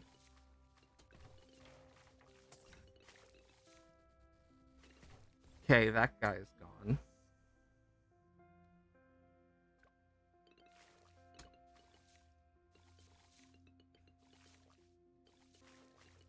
Because, yeah, I can do this.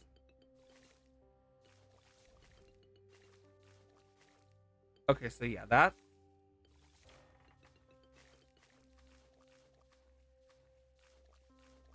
Oh yeah, I forgot we have the plasma pools. Bum bum bum bum bum bum bum bum bum bum bum bum bum bum bum bum bum bum. I just know this is gonna be a hell of a frickin' fight for us. Do do do do do do. Some leaves must fall. Yikes.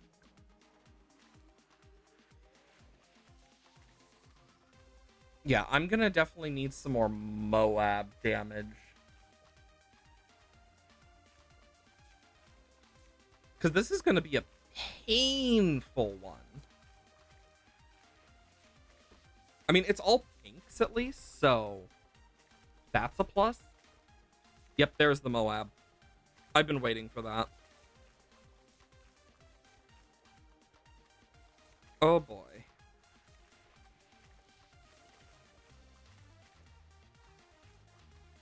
I'm just... Because this does not hit over here. You know what? Fuck it.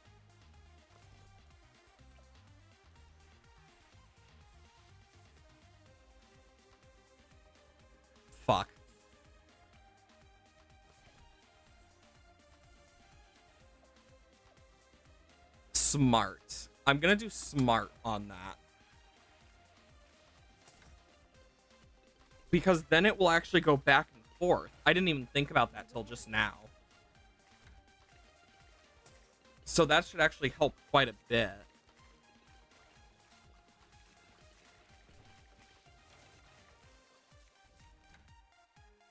And then I'll want to get another one here. I saw it go white. There we go.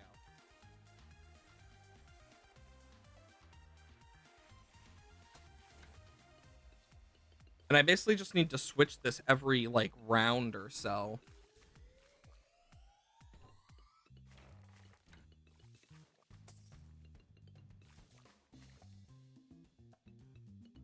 That's all I can really do.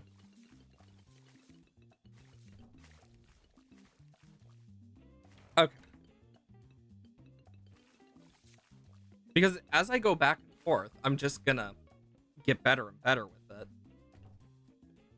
And I'm just gonna need to get this up to its max. Okay.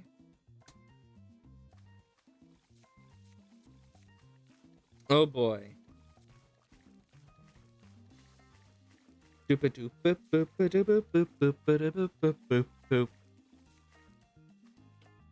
I'm just thinking about it. Because as we get closer to 80, we're gonna start dealing with those fortifieds.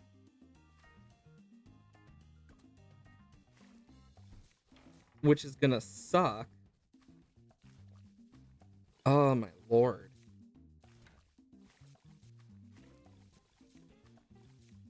Then we're gonna want to try and get a Ray of Doom.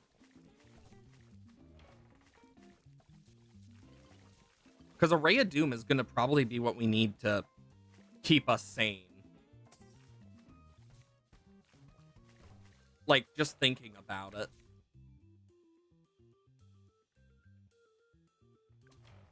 Okay. That Moab should be taken care of.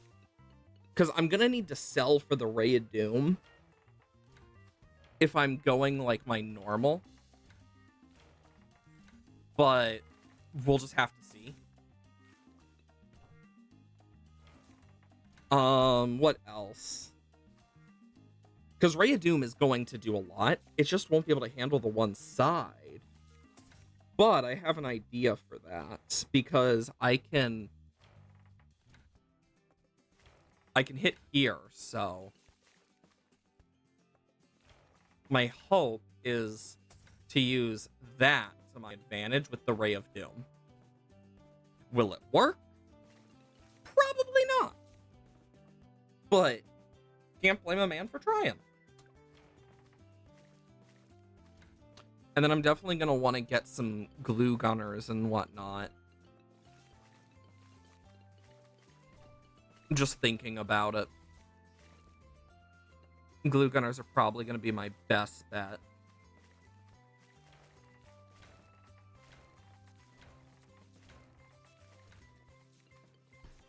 I mean, the good part is I know where I'm going to probably want to get them. And I can get a free one, like, right here. Okay, I do have some. That's the wrong path. Honestly, I'd probably put it where the engineer is. I think that would probably be the best place. I'm just thinking about this. I don't really have any of the bottom path, but I'm thinking about it. With the ice monkey, I'm probably gonna want to get an icicle at some point. To take care of this row, so I can focus on the other rows. Like, I know I'm thinking out loud, but yeah. I'm hoping that'll help. I know we're just gonna have to use a lot of size abilities as well. Because size abilities are going to keep us alive. Be wary.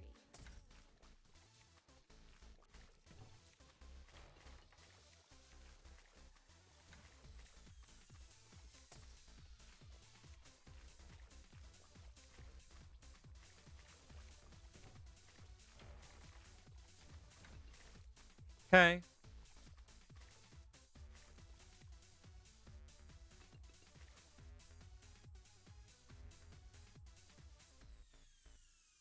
Oh, I didn't even realize the round ended. I was waiting for more. Oh my lord.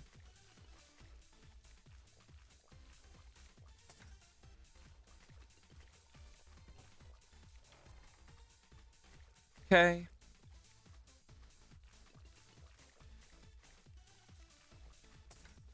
Because I don't really have many good instas. Like, thinking about it, I just don't. I know I'm probably going to end up wanting, like, something to slow the balloons overall. I could go for a Grand Saboteur or a Shinobi. Those could work. Just don't know how well. High awareness. This is the stuff my brain does. It thinks. A lot.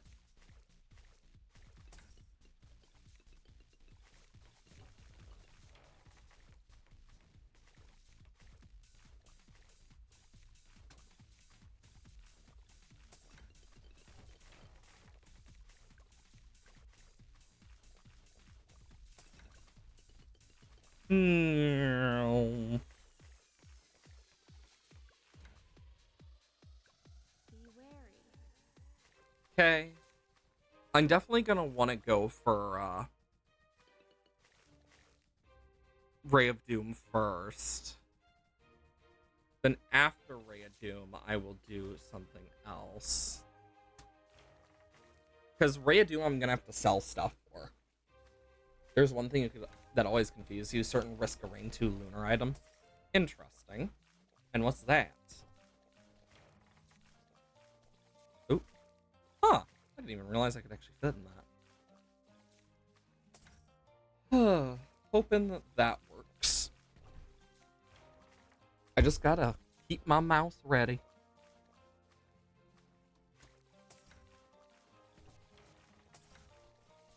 And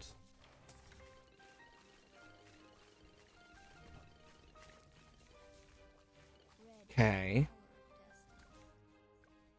color of destiny. Nervous about this one.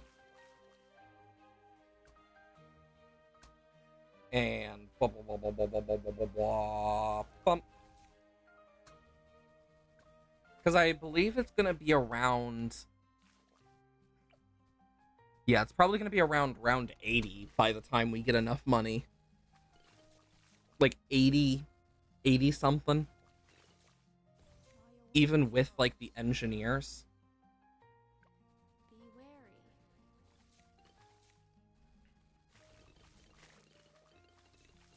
Oh, And I'm definitely gonna want to keep that in mind. The stun.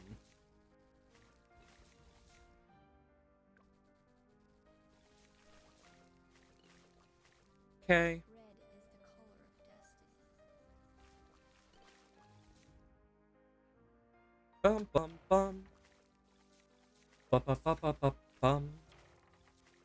Ba ba ba bum. Because once I get Ray of Doom, it's gonna be complete like this, that, this, that, this, that, every which way. Because that's just how it's gonna end up.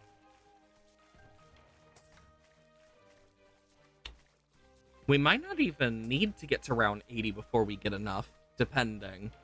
I'm just thinking about it. Increase shape of glass. The shaped glass increases base damage by 100%, but the cost reduces HP by 50%. But the part that confuses you is 100, 128 of them. You just flat out die on the spot. I mean, yeah, that makes sense. Red is the color of destiny. I mean, after a point, you would just die because it wouldn't be able to round down anymore. It would just round because it's rounding down. It would do, or round up. It would do, depending on which it does. Would eventually just end up being 0. It just happens to take 128 of them to do that. So that actually makes a lot of sense.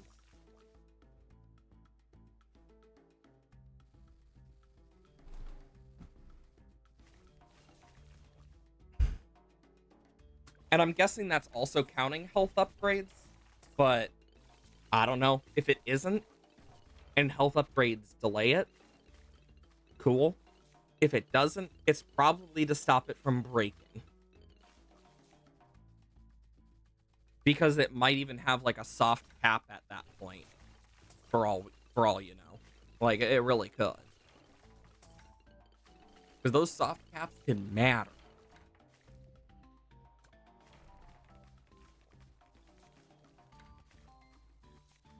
Boom, boom, boom, boom.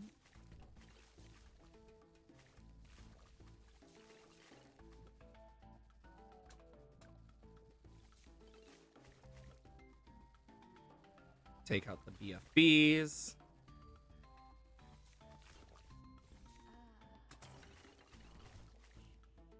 Well, that was an easy round. Be wary. There goes that guy. I should be able to last to like round 80 without the Red is the color of I am destiny. keeping my fingers like on these buttons as needed.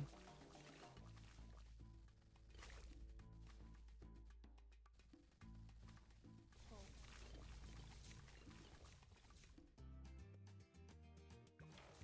Because I want to not have to sell as many as I can.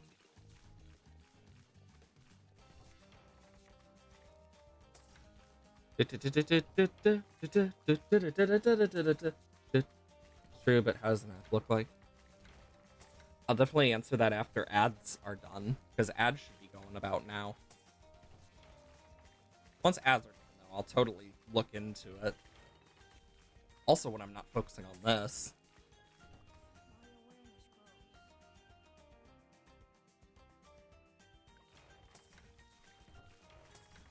awareness grows. Red is the color of destiny.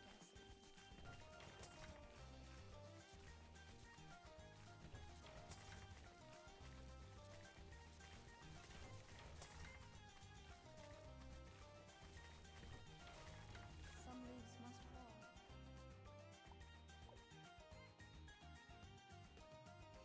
Okay, yeah, I'm probably going to need to do...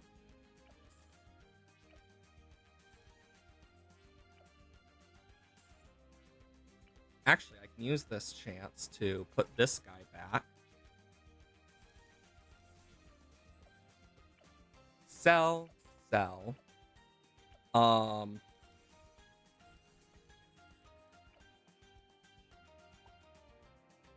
Is there any other glue gunner similar?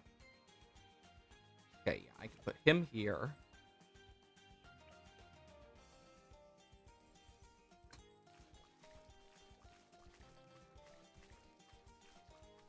Some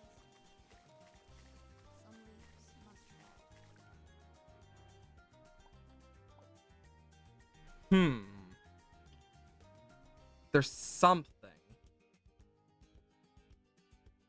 Wait a minute, what am I doing? I have abilities.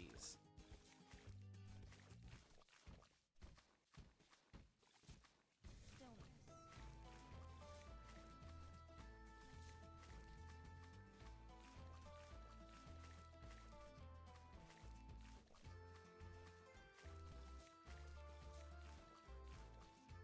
Okay.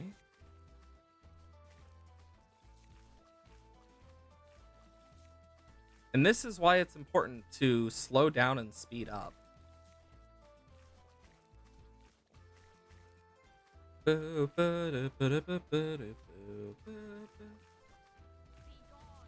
we go.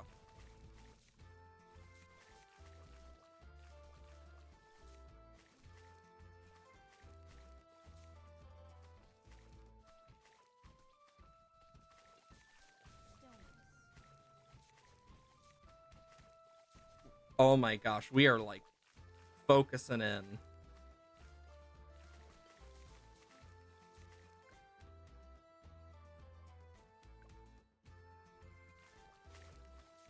This is why I chose Ray of Doom.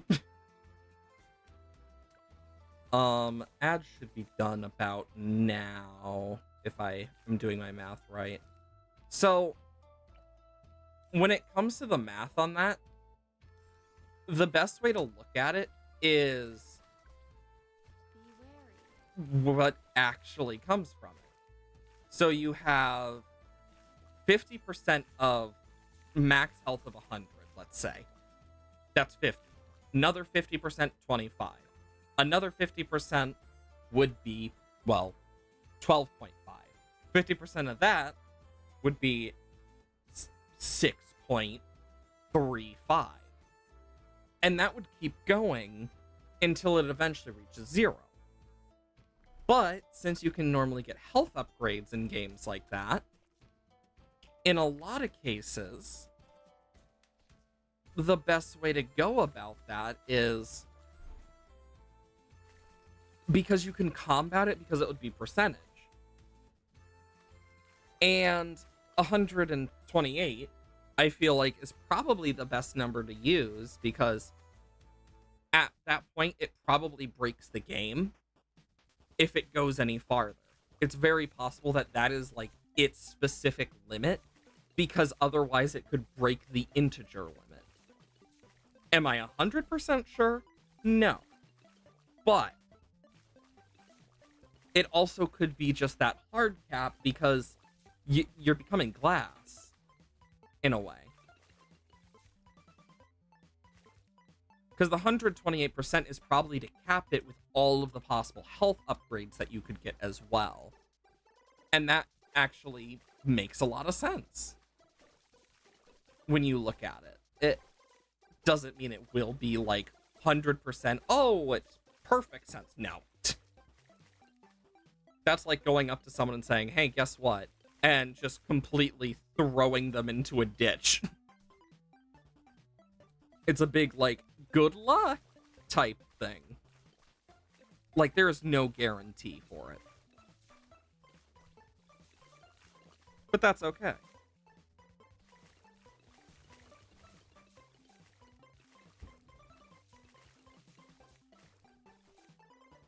I need to take out these guys as well. Thank God for Psy. Let me grab that one ice monkey I was looking at. I can do that. Because I have quite a lot.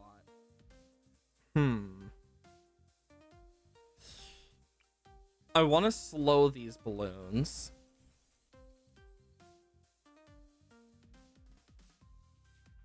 I just don't know how well this is going to work. Speaking of health, one character in Risk of Rain feature having him have more HP. Yeah, that makes sense. Like, because eventually, like, the more HP you start with, it's gonna just half, more and more, because there's more things to have. Like, let's say you have someone with 150 HP. Instead of having 50, well, shit, now it's 75. Which, yeah. That inevitably stacks. Doesn't make it wrong. It's just how it weirdly happens. Math is one of those things for me that it's like, I can understand it to extent. Am I 100% accurate with it? No. I am personally not the best at math. But that's more of a me issue. Okay, so I am gonna want that balloon sabotage.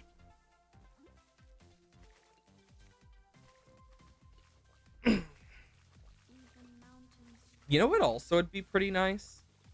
An overclock. I just thought about that. An overclock would probably be really good. If I slow these balloons with my sabotage. Because, yeah, I can do this while those stack up. Anything below Moab will get shredded, hopefully, by Psy. Because Psy goes for first in the entire map. Perfect. After this, I'm going to see if I have any overclock engineers, just because this is giving me a reason to get rid of a bunch of stuff. And I did not mean to play that. Behold the bloated I do have an overclocker.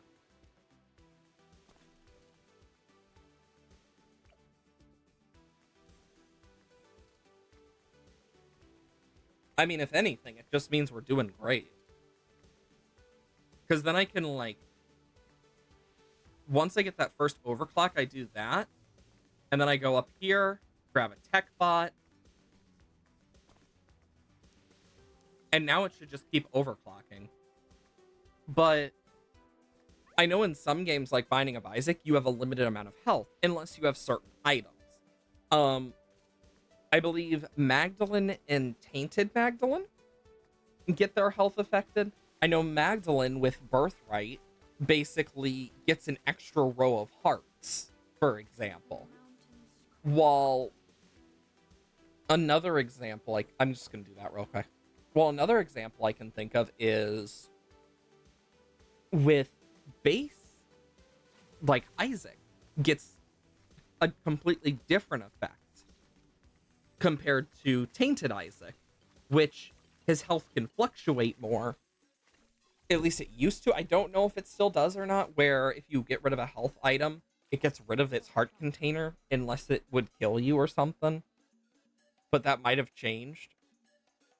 Because I know that was a glitch or a something or a feature at one point. be wary. And I honestly don't know whatever happened to it.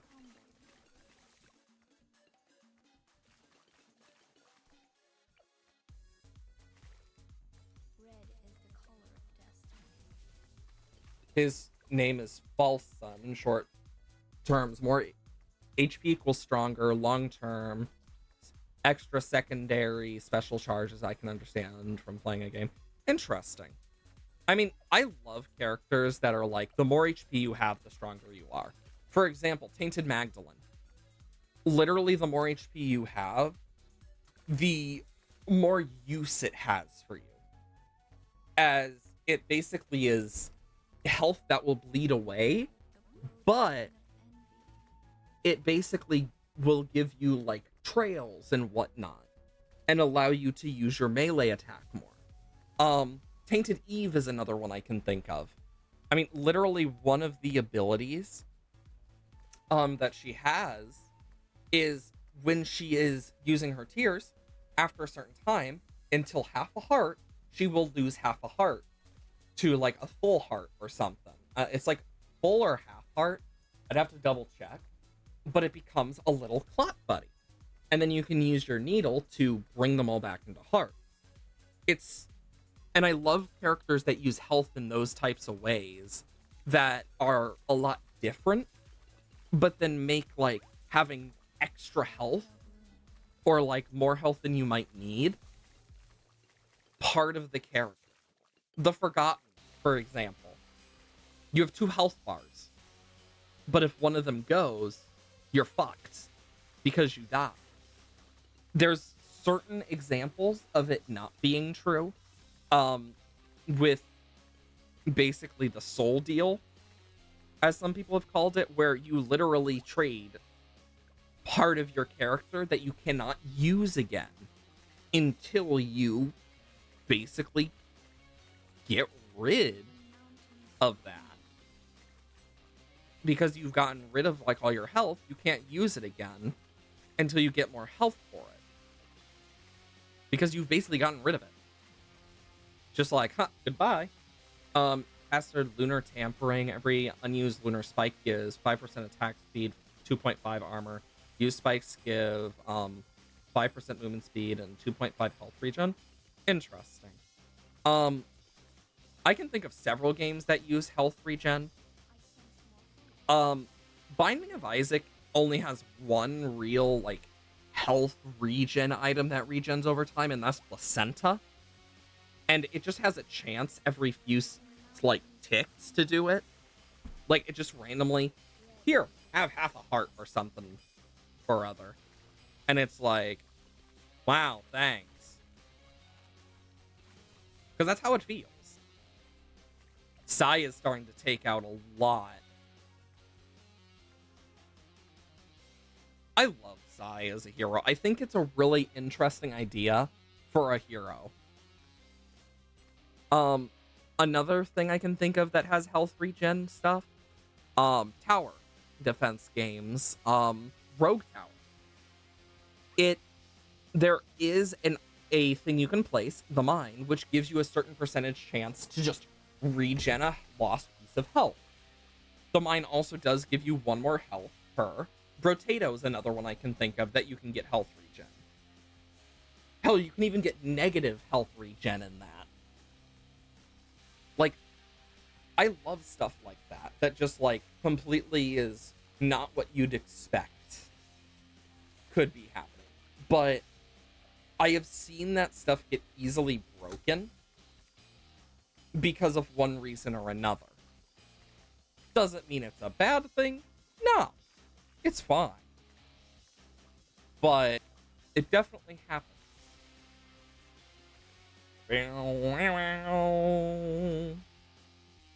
Bow, bow, bow, bow, bow. Bum, bum, bum, ba-dum, ba-da-dum. I am slowing it down with the effects to the best of my ability. I want to get that second one in just for, like, safety reasons. But after this, we'll work on black bordering. Because I'm not going to use really any instas if...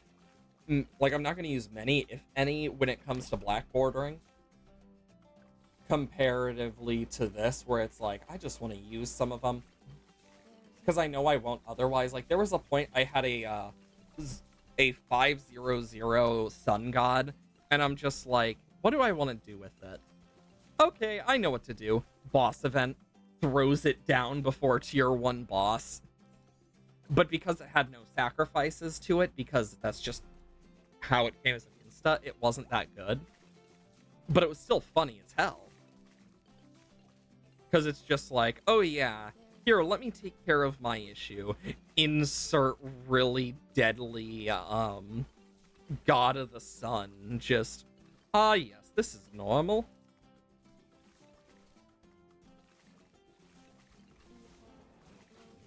'93 also worries me. I'll probably need to use my stun for it, or my other ability. Like, I know I'll probably need to use one of my abilities.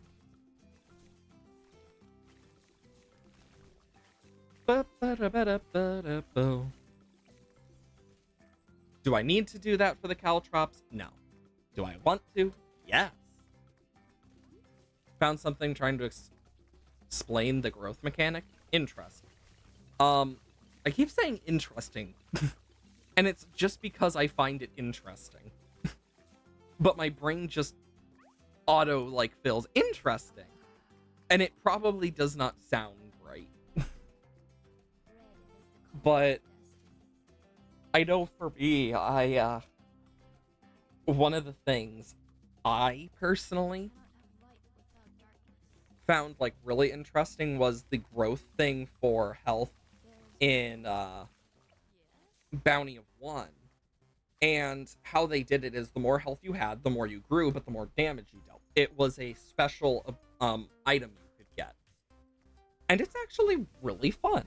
Think Vampire Survivors like. That's what Bounty of One was like. It's a lot like Vampire Survivors. Have I played Vampire Survivors? No. But I know what the gameplay is for it. It was a huge thing for a while. My god, they're vibrating!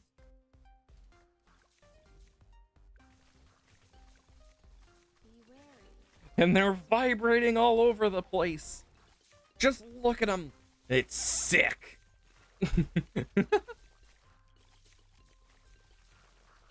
They're vibrating every which way.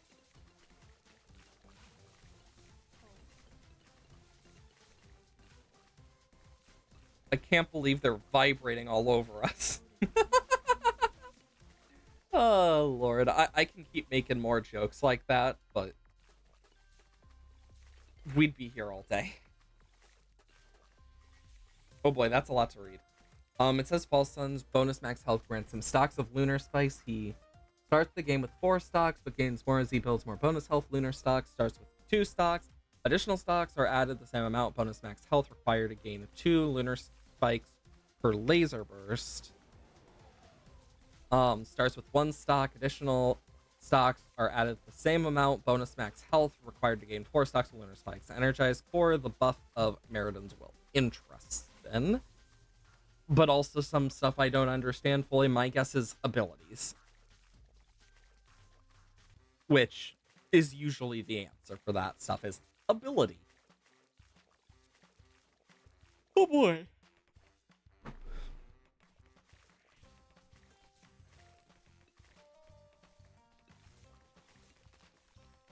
Be gone. Even mountains crumble. Stillness.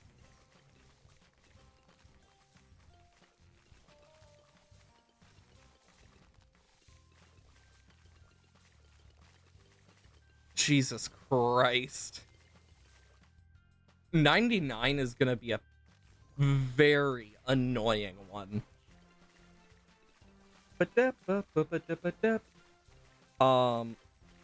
More due to word cap. Static. There is no gloom. The buff granted by Meridian will increase duration of 0.33 seconds with the same amount of bonus max health required to gain stock of Lunar Spikes. Okay, that makes a little more sense. Red is the color of destiny. Yeah, I've heard of, like, I've heard Rain World is fun to play. I just never have been interested enough to play it for sure yet. Maybe one day I will, but that day is definitely not today. The good part is once the BAD like dies and like it pops its inner layer, Sai will be able to take care of the other stuff, hopefully.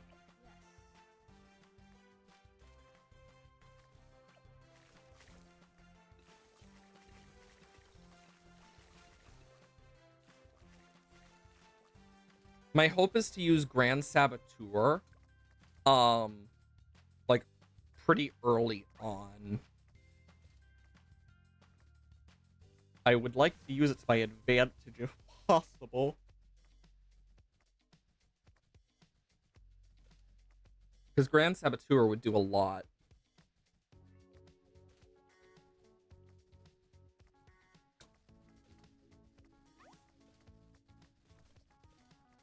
Why does 97 just feel so ominous despite being so easy? Then again, 98, 99, and 100 are pains in the ass, so it's just the start of what's to come.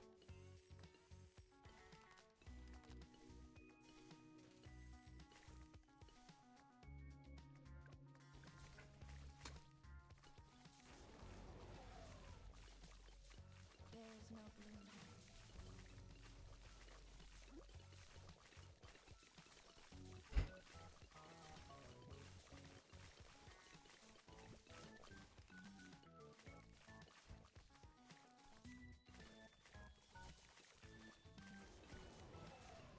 Come on. I am like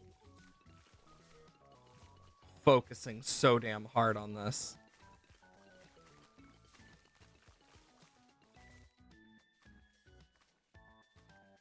Knowledge. Be wary.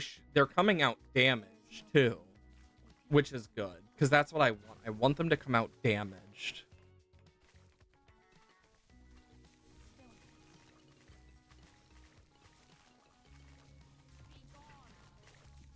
There we go. That knocks a lot back. And it gives me some time to hopefully get this before round 100. So I can use it again.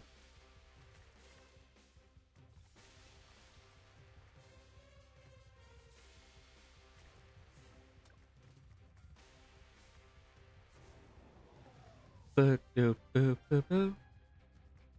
Size matters not.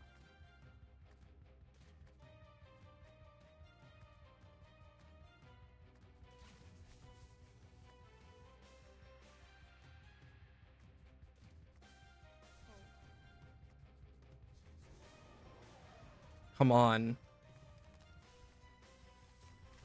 Some leaves must Damn it. I know what I must do.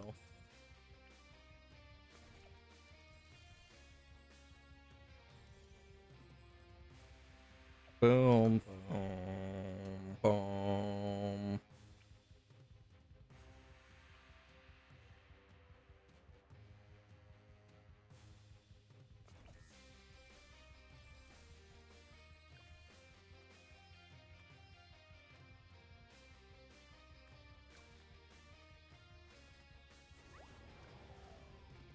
Boom, boom.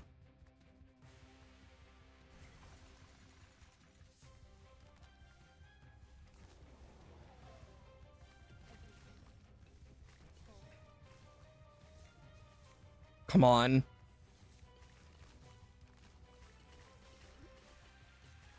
Yes! Oh! to understand.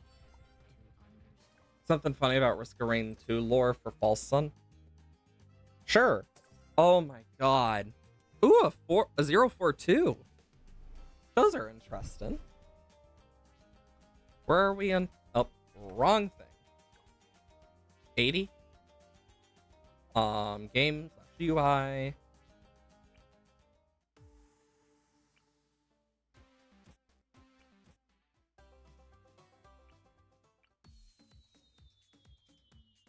I'm gonna get this one.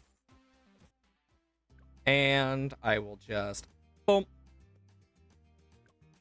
Okay, so we have quite a bit to get left. We have alternate balloon rounds, magic monkeys. I'll keep Brickle for this. I'm gonna do alternate balloon rounds. But yeah, go ahead with anything funny about like lore. I'm totally fine with that. Since this is alternate balloon rounds. Boop boo doo boop boo doo boop boo doo boop boo doo boop boo doo boo doo boop boo doo boop boop boo doo. Oh yeah, auto starts off. I can turn that back on. Character Mithrix and Providence, who are brothers, are would be considered his fathers.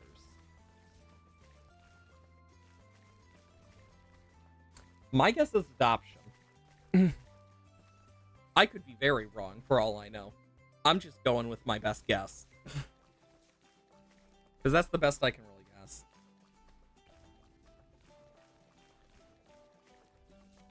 Either adoption or creating through like genetic means. Or like something.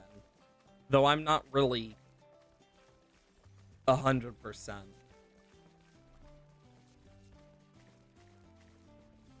I like how it doesn't actually work anymore once you've started playing the map. I think that's actually interesting. It's like no cheatsies here.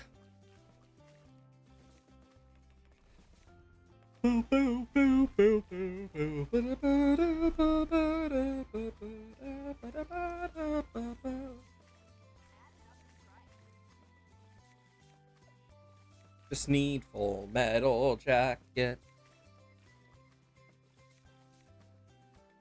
Welcome on in, Courtney Rose. I actually do remember you. I remember way back when. But how are you doing? It's been a while. Hope you're well. I unironically do remember Wattpad. It's been so long since I've touched that site, though. Can't remember the last time I actually had time to do that. Because most of my free time I spend doing this as a way to relax. Weirdly enough. But I just never have really gone back to Wattpad in like God knows how long. I probably still have that Discord server. Interesting. I know we still have the server. I just haven't looked at it in God knows how long. It's under like a list of servers, and I've been slowly going through my Discord servers and sorting them. The only ones I have sorted are the two D&D ones next to each other. And then the servers that are for streamers, and that's it. I haven't done a lot. You looked yesterday, you don't have it anymore. Aw, that sucks. Yeah, I haven't touched those servers in God knows how long. It might still be there. It might have been deleted for all I know. I haven't looked through my Discord servers in a long time. But I remember it pretty, like, it's like that vague memory type feel of like, I remember it like it was 40 years ago.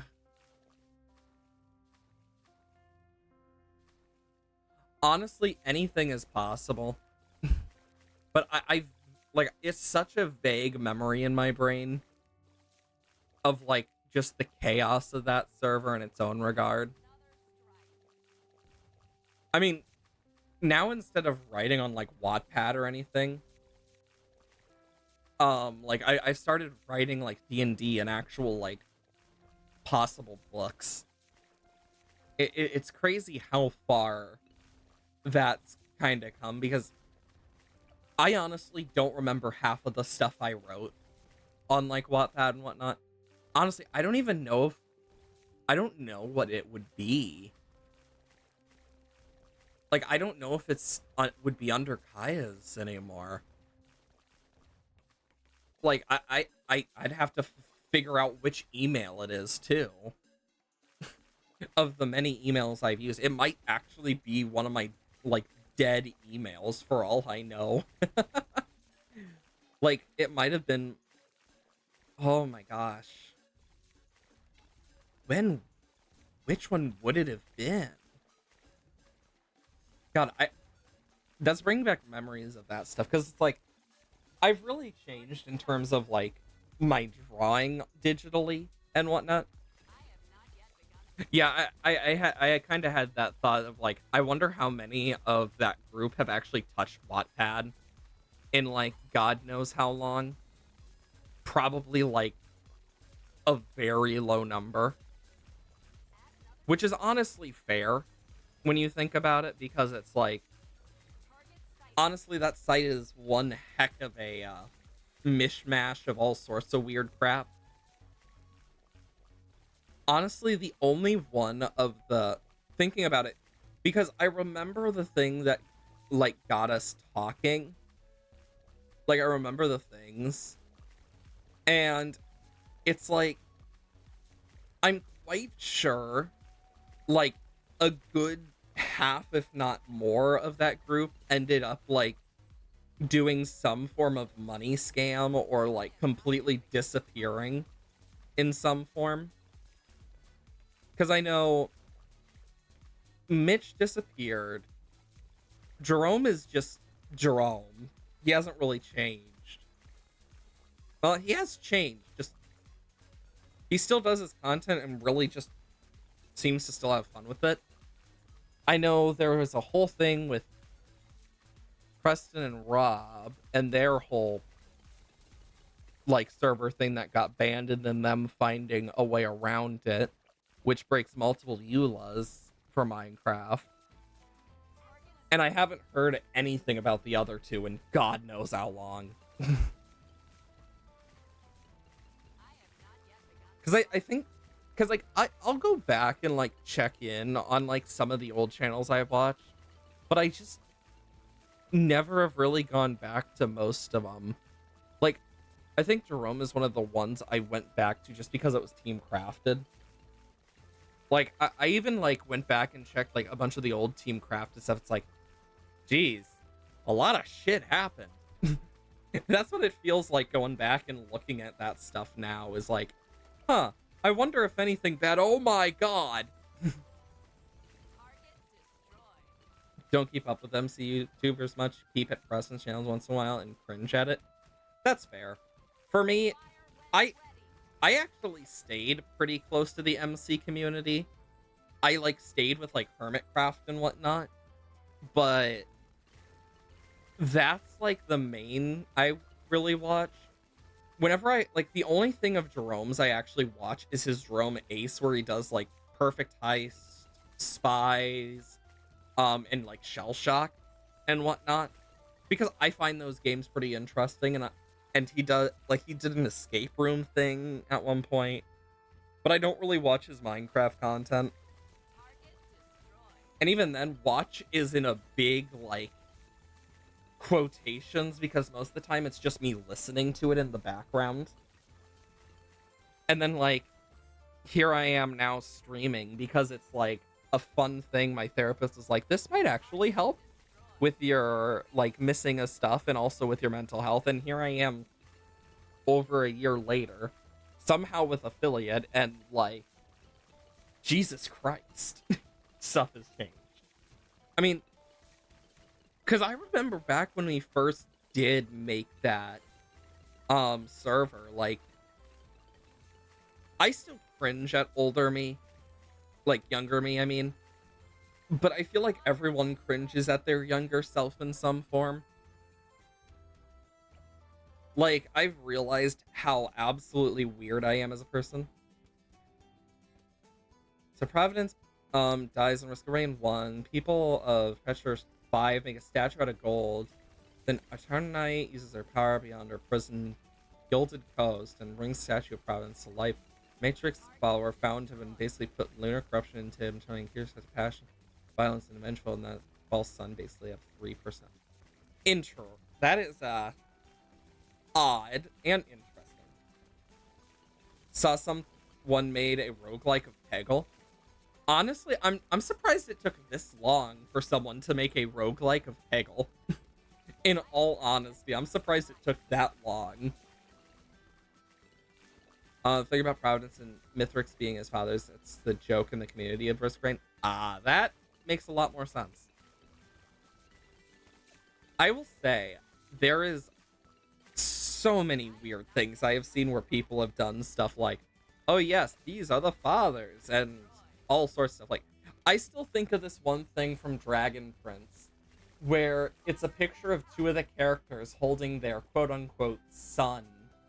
And it's so dumb, but so funny. It's in a post-credits thing. It's during the credits on the side, and I remember it. I think it was like end of season 5. But I remember laughing so damn hard because it was so well done and well drawn of these two characters who at this point did not like each other that much. And it's just like, I want to know the person who drew that, because I just want to give them a hug, because that really just like, oh my god, I remember it making my day back when season 5 came out. Honestly, the writing of Dragon Prince kind of got wonky, and then season 7 it got good, and it kind of went weird and near the end, but it was still all right. I do wish we would get more, just so we can see like how they would, because they definitely saw the issues and started fixing them, but it was a bit late to fix all of them. But it does make me curious. But that's mainly just my own curiosity. Like, I really do like certain things, but there's certain writing pitfalls you can fall into, and the Dragon Prince does that with a few things that it really didn't need to. God, it's weird saying that out loud. It's like, thinking back when I was younger, I would have fallen into those pitfalls so often if I really like went deep into them.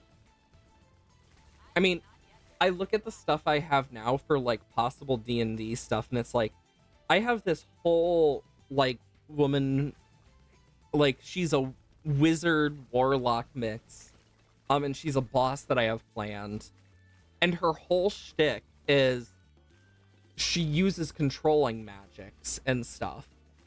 So I basically have these wires she has around her fingers that she uses as whips, but also uses for some of her spells. The plan with it is they're basically going to be barbed near the ends.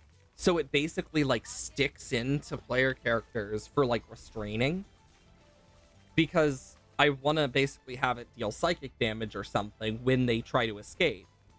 Because it's one of those things of course, a master manipulator like that would do something interesting and very out there, is kind of how I look at it. So it's definitely one of those things I want to try. Let's try and get a Lord of the Abyss here, because that should help with the other guy. You know, I actually, unironically, do still put my hair over one of my eyes sometimes on complete accident, because I just have such long hair now. And it's always my left eye, because I always like brush that way. But recently I've been brushing the other way. So now my right eye keeps getting covered, and it's like, ah! Like, I've gotten relatively good at depth perception with only one eye just because of stuff like that.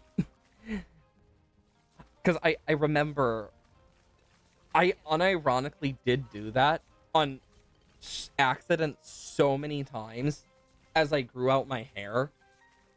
Because I remember when I basically had such short hair, because private school would not let me have, like, the private frickin' religious school I went to would not let boys have hair past a certain length.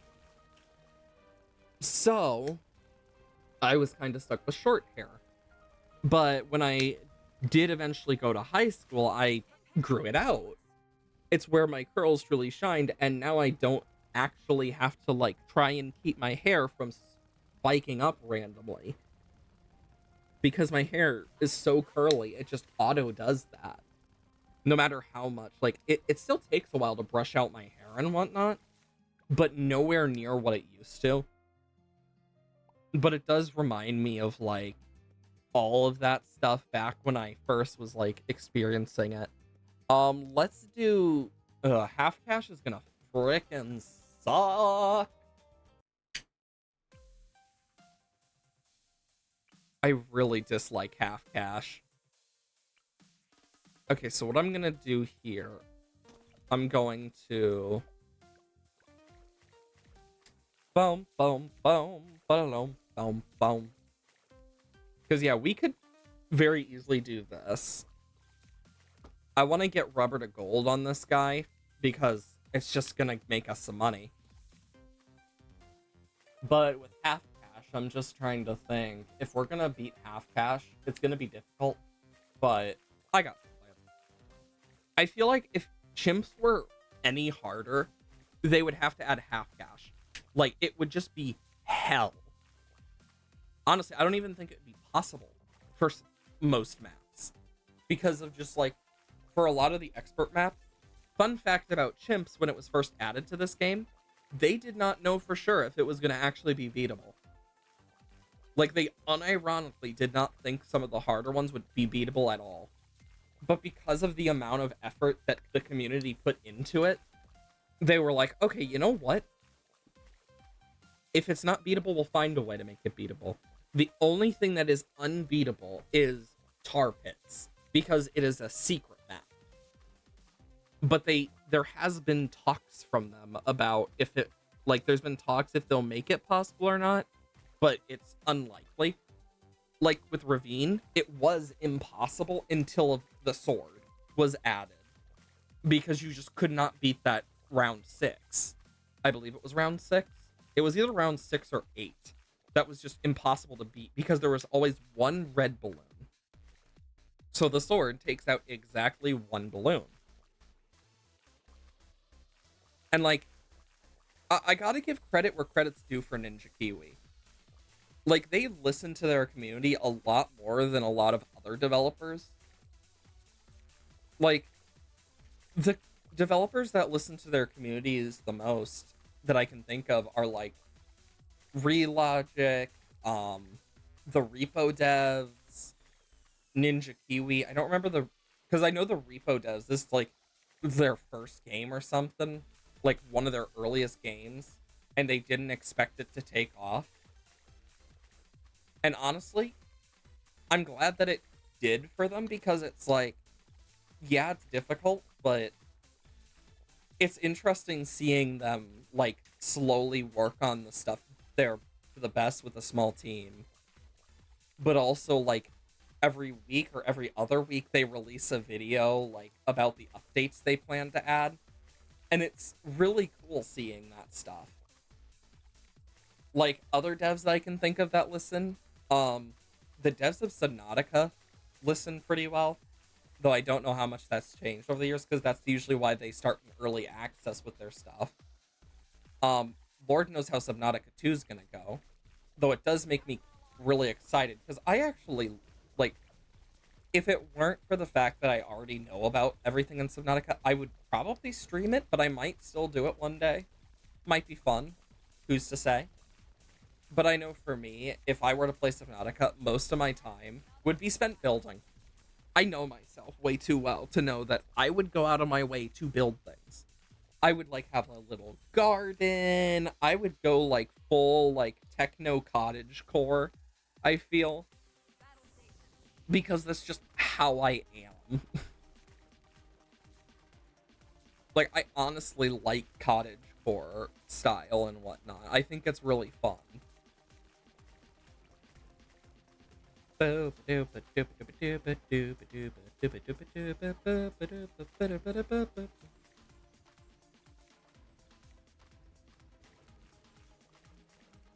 then we will get this.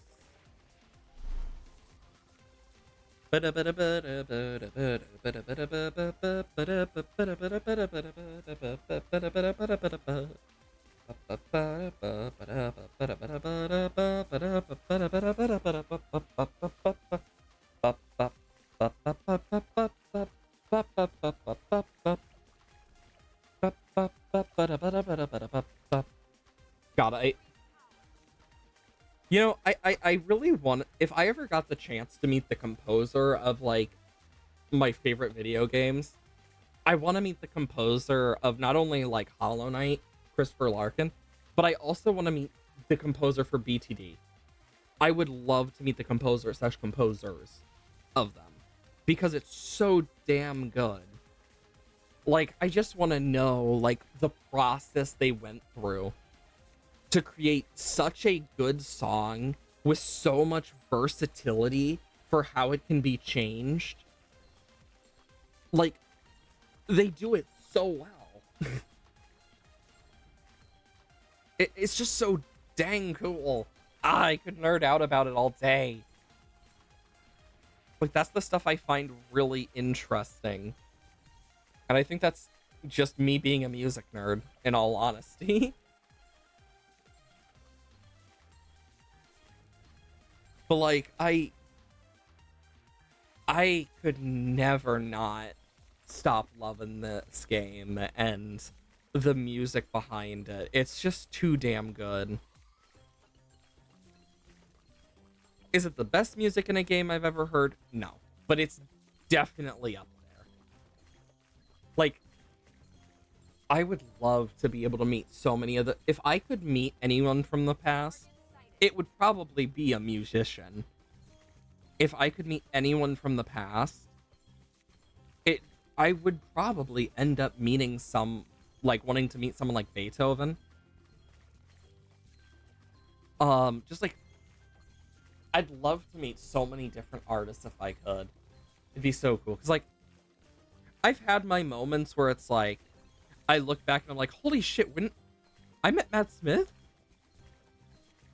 And not realizing it until like I looked at the picture, like, holy shit, that was Matt Smith and I didn't realize. Like, that's my type of brain. Like, that has actually happened to me where I'm like looking back at my pictures from an event I went to and I just go, wait a minute, that's Matt Smith. Like, that is a full moment for me. And I find that hilarious because it happens that often that I'm like, wait a minute. Because I remember what it was for. It was for a Doctor Who thing that I had done with a con thing. It was really fun. But was like, wait a minute, holy shit, that is Matt Smith. And it makes me want to go back and look at how much, because it's like, I know like some pop stars and whatnot that I like. I know one that I'm related to, but like I also know like a few others that's like, I wonder how that person's doing, because I meet them through like a family member. A surprising amount of them I have met through my dad. My dad has a very weird like connection set, like a weirdly big one. Like I had a teacher one year whose wife, I believe it was his wife, was an Olympic runner, and I'm just like, how do you just casually drop that? like like jokes aside, how do you just casually drop that? Like, it's the same thing as when my one math teacher in high school was just like, oh yeah, I did the Iron Man. And I'm just like, wait, what? Because in America, that's not normal. I don't know about the rest of the world. I don't really know much about the Iron Man. I just know it's a very difficult thing. And it's like, you're telling me you did the Iron Man over the winter? Yeah, it was fine. What? This is literally the that's basically the conversation. And this man was one of the weirdest people you'd meet. Like, but he was great. Like, he would make dad jokes all the time, because he knew it made people groan. And in his words, a good dad joke is a groaner.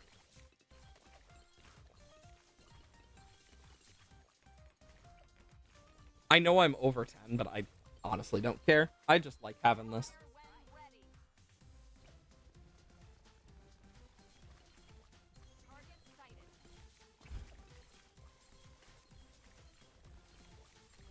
Is it able to hit that? No. Balls. I will say. Pretty cool, though.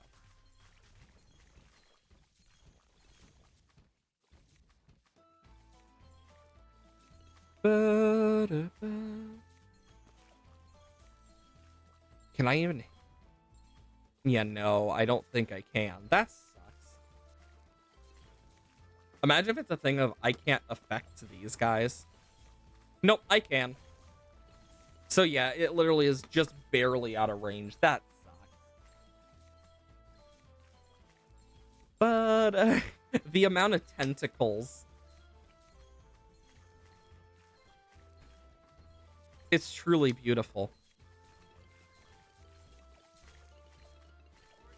I will say, I love the fact that I can actually run with this guy.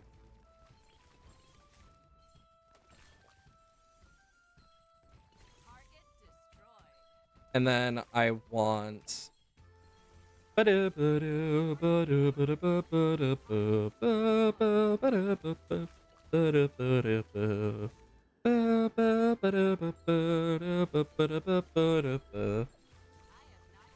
And then, yeah, I'll go around him.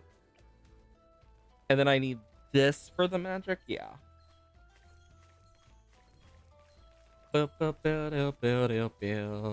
Final harmonic.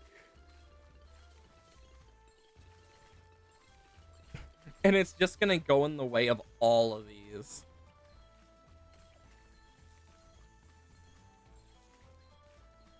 I just want to see, like, what happens if it gets, like, just through each of them. Because that would be great. Aw, it doesn't go too far around, but it still gets hit. It becomes a whole little party. Doop doopa doopa doopa doo doopa doo doopa doo doo. I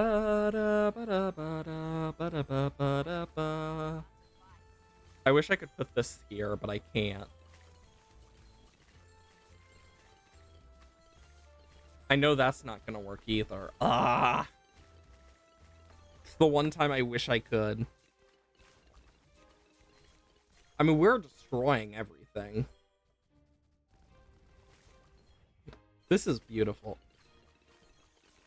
The Mermonkey is just a really cool tower, in my personal opinion. I'm so glad that of all of the possibilities for a new tower, this is what we got. 2, 3, 4, 5, 6, 7, 8, 9. 2, 3, 4, 5. Womp. Not me over here being OCD or anything. I don't know what you mean. Because, yeah, that also increases, like, the pierce stuff as well. Bo, bo, bo, bo, bo. Bo, bo, bo. Ba, bum. Bum, ba, ba, ba, ba, bum. Bum, ba-dum. And now, for the final one. Bum, bum. We'll get ourselves an Arctic Knight for the lulz, because why not? Because Arctic Knight should just be nice to complete it.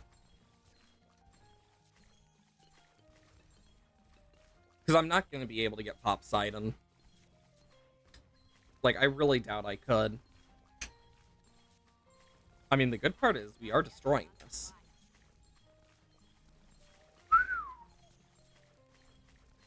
We are shredding these balloons.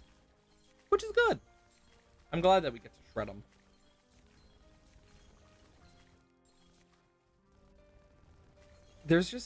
It's just so damn satisfying. Oh, and nope, round 2. There we go. Bum bum, ba bum, bum bum, bum bum. You know, if I could fall asleep to music of any type, it would probably be Bloom's music. So this is double HP Moabs.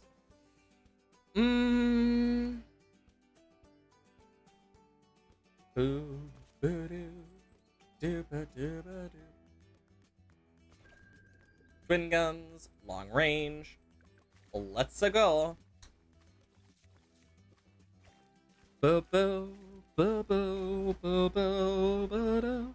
Bigger globs, so I can hit more balloons.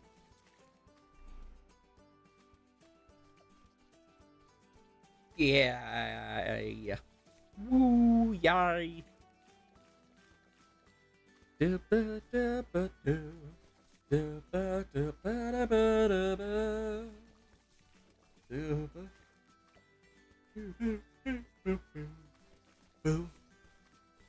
Stickier glue will help quite a bit. Probably going to want advanced intel as well. I'll need to get Brickle eventually, but right now is not the top priority.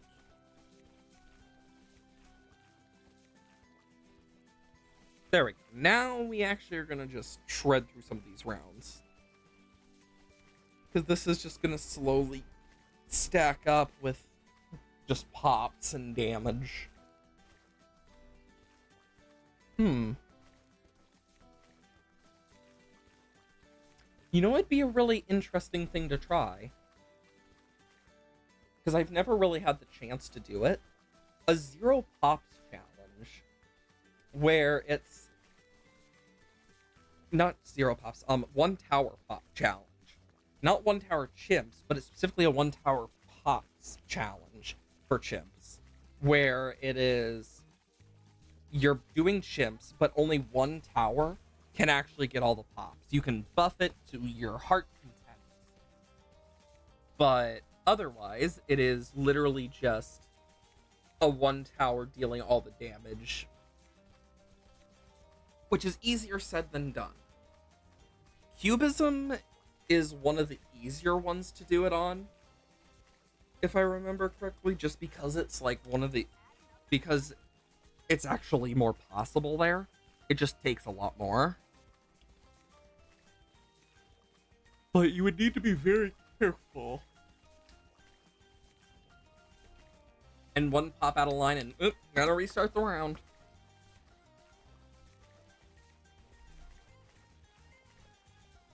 Okay, air burst, and then triple guns. Like, one of the things that's commonly placed between rounds, for example, for things without camo detection, if you don't have enough for Monkey Village, which usually is one of the first things you'll want to get, is the top path, is people will get a submerged support. Because it doesn't deal damage, but it clears camo. But some towers, like the sniper, with its camo thing, deal extra damage to camos, which is really nice.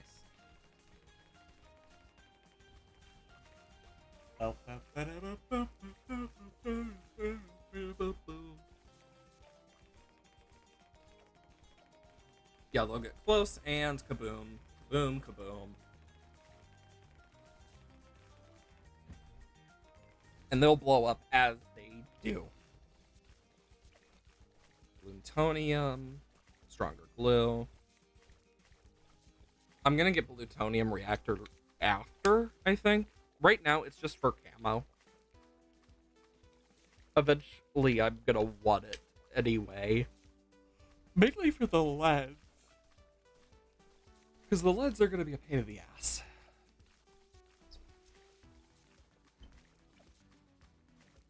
Armor piercing darts would also be really good.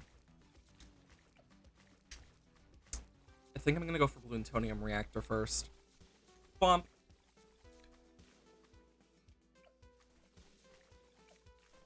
This is still gonna deal a lot, though. We'll just need some armor piercing darts. Bow, bow, bow, bow. Yeah, the reason I'm choosing the sub, though, is sheerly because of armor piercing darts. Because it can deal quite a lot to Moabs, since this is double HP Moabs.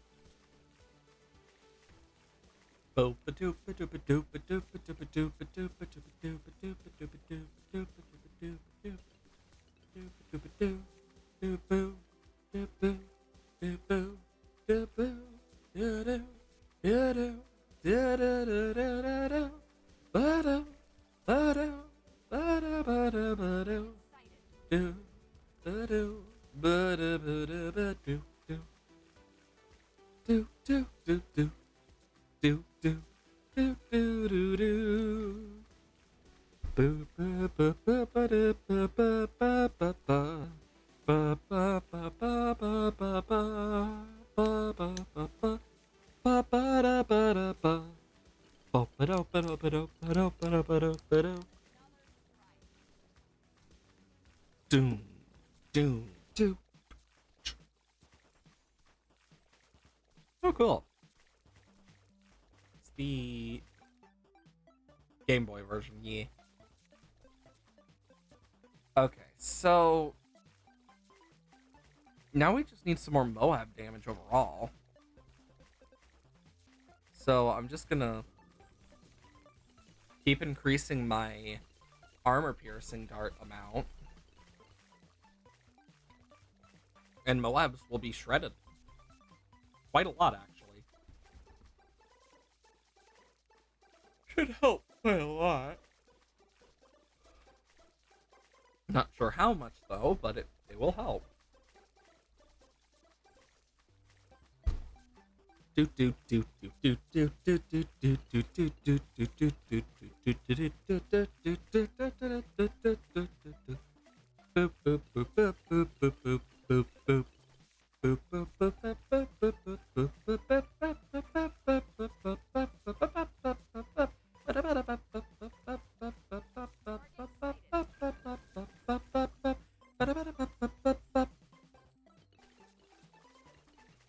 We just got a little army of subs coming up. Yeah, Moabs do not stand much of a chance.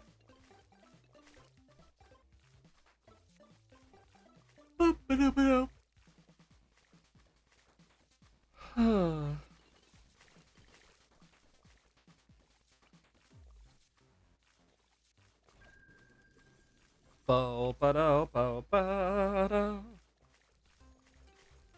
You know, I actually have thought about going back and rewatching the Netflix adaptation of Series of Unfortunate Events. I know I mentioned it yesterday, but I know that that's not going to be going up on the VOD channel, so I can actually talk about this without too much issue. Um, so the Netflix adaptation of Series of Unfortunate Events does something that most don't in a good way. They change parts of the story in a good way. Like, it is actually really interesting. If you've ever read Series of Unfortunate Events, you understand what I'm talking about when I say it is not exactly the brightest, happiest story. If you haven't, I highly suggest reading it. But if you don't want to read it, I highly suggest the series on Netflix. It is one of the best adaptations I have seen, especially from Netflix.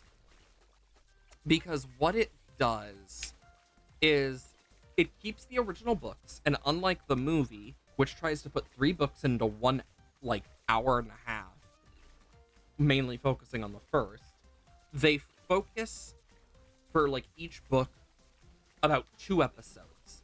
And these episodes are between, like, 45 minutes to, like, an hour, hour and a half at most, I think. Like, I think, but that might have been the final, I might be wrong. But, like, each of the books in the series have that. But also, they also had the benefit of doing it once the story had concluded, unlike the movie. The other thing that comes with that is they also got the actual writer to help with the direction. And the good part about having the actual writer is there was stuff the writer even outright admitted he wishes he added to earlier books, but he didn't have the full story fully written out at the time. So what it does is not only does it eventually introduce a completely brand new character that isn't in the books, it uses it to explain certain things that weren't fully explained or help with continuity and other stuff. Like, they show a lot more continuity because of that, and I like that. The show shows more continuity, but it also shows stuff instead of like the books where it's only the kid's perspective and whatnot. It shows a third person perspective. And the good part about giving a third person perspective for Series of Unfortunate Events is not only do we get to see more of like Count Olaf and his henchmen, we get to see more of how the world works in that universe as well. Because it's not just Count Olaf and his henchmen, it's other characters. And then instead of like, because at the back of the Unfortunate books, there's always that synopsis thing. And it's always Lemony Snicket's normal thing of like, this is not a happy book type thing. And they do that by making him appear at the beginning of episodes like a narrator telling us that normal warning of this will not be a happy story type thing, but with different variations that link to the books and give the time of the books it needs. Because the books are not long, per se, compared to what I normally read, especially. They are not long. But they are so jam-packed with information that giving it that time to breathe with those episodes is mwah. The characters are done so well. And they make it feel like a lived-in world. And having the writer definitely helps with that. And is it perfect? No. It has its flaws, certain things that I don't think they should have done. But most of it was done so damn well. And it is basically because of the fact the writer basically outright stated that in this he added stuff he wanted to add originally as well. It's basically a canon to the books as well. in some forms, and I find that really interesting. But it's one of the best examples of why an adaptation should not only be the same thing. Because if it's the exact same thing, you've already seen the story, it's boring, there's nothing new. And instead of doing the thing that a lot of adaptations fall into, of only doing like loads of fan service, what Series of Unfortunate Events does is they leave those parts in, but as small like Easter eggs that you see that lead, and other people see as, huh, that's interesting, that eventually lead to the climax and end of the story. From the climax all the way down to just the resolution relaxing of a story. And that's what makes it so damn good. It is one of my favorite adaptations because of that. It is not perfect, and it is flawed, like everything. But Olaf has that perfect mix of terrifying, stern, creepy, and his comedic aspects. The Baudelaire's done so well. And it's really well done.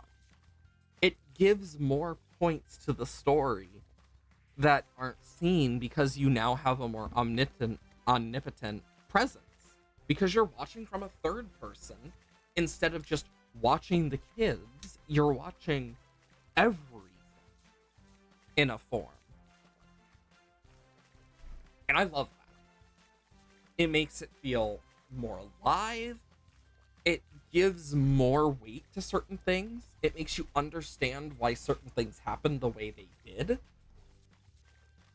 And it's done in such a way that it is still the original story with small improvements. But instead of being like the books where it's like only the kids, it's like you're seeing it from you're seeing it from a different angle than just the kids' point of view. So instead of just what they see, you're seeing everything. You're seeing why things happen with a lens that isn't tinted by that like natural bias that comes from the reader from their own experiences. You start to see the good, the bad, and the ugly about, wait, what the fuck? Why is that on there? I have never seen that happen. First time for everything, though. Jesus. That completely caught me off guard. But it makes you see it for the actual thing it is. Each character is not perfect. Each of them does horrible things. All for their own reasons. And while there weren't musical numbers in the books, but there were in the show, it fits for who gets them. I'm not going to spoil like the whole series because it's something I want people to watch. Like 100% never seen it, go and watch it. I'm for sure that if you like mystery, creepy books, like mystery creepy type, so like that very like type, very dark in their own regards, while also being like pretty light to an extent, they are great books. If you're looking for a series to watch on Netflix, Series of Unfortunate Events, highly recommend. It is such a damn good series. And the reason I started thinking of this again is I found my old books. I loved the series. As someone who has watched the series as it came out, it was really good. I haven't gone back and rewatched the series, but I've reread some of the books. The books are great. And going in with that like mind of like understanding both sides from like because of the stuff the writer was allowed to do, because when he was writing the books he didn't have them fully planned out, unlike now when he for like or when they did the show, which was like,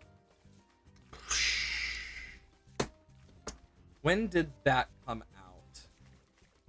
Series of Unfortunate Events. The film was 2004, but I am looking for this one. 2017. And it has 3 seasons. But they are damn good. Like, Series of Unfortunate Events is so good. It's one of those shows that once you watch it and like experience it, you'll kind of understand what people are talking about. Is it for everyone? No. But for me, I think it's one of my favorite. It's definitely one of the best adaptations I have ever seen. Because it strikes that balance of new and returning stuff that people understand who have read the books, but also adding that new to give a bit more intrigue for them. And keeping it in that perfect balance that is needed. It's not a perfect show. Nothing is perfect in this world, but it is so well done. And it just makes me so damn happy. Like, knowing that that was created. Because one of the things that the director of the movie did, because the original director left, which then became the director of the series, of Series of Unfortunate Events on Netflix. The new movie director, basically, that was brought in, was because the old one did not want to follow the thing with Jim Carrey being more comedic from higher-ups. Because Count Olaf is not meant to be constantly comedic. It's why it didn't do as well and why the movie did not turn out that good. But the show was amazing. I mean, the movie is over 20 years old now, and it puts way too much love on the first book than it does the second and third. Just, it's a good movie to an extent. But, like, once you've read the books and have seen the show, you look at the movie in a completely different light. Like, I have found so much love for some of those shows. And because if you look at it, even the Harry Potter, like let's take Harry Potter for example. The movies do things that the books didn't, and vice versa. But the Harry Potter ones stick super weird in the middle, where it's like they remove too much of like the important stuff. The Hobbit, for example, with the prequel series, instead of making it similar to the short book, they took it out into 3 movies. Is another one I can think of. And they were 3 unnecessary movies. It could have been in 1 or 2, where it kind of got so fuddled up. The main plot kind of got lost for a lot of people. Was it lost for everyone? No. While the original Lord of the Rings did great, because it was a very well done version of the story. It doesn't mean I don't like The Hobbit. I love The Hobbit. The Hobbit and Lord of the Rings are some of my favorite movies. But they focused a little too much on that. Oh, look, it's Legolas here. Oh my god. And like fan service, as well as like kind of losing the plot. It's like, Really? We're doing this? I mean, and then you have stuff with like other series. For example, Star Wars. Let's take that for example. The reason the newer movies failed is because they did not get a lot to work with. Because they just didn't get anything in general. It's why stuff failed until the newest one, for the series.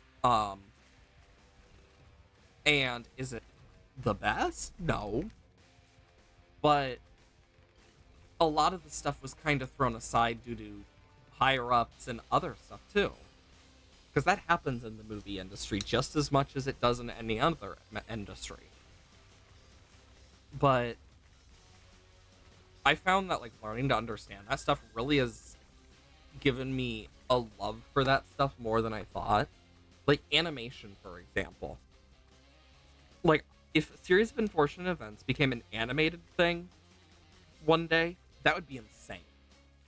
But I honestly don't think it needs it. I think the Netflix series did the best thing it could with that.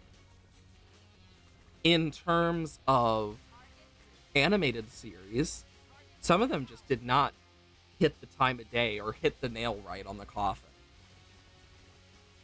Thinking directly of Star versus the Forces of Evil with that one. Because they were shortened and they dropped the ball.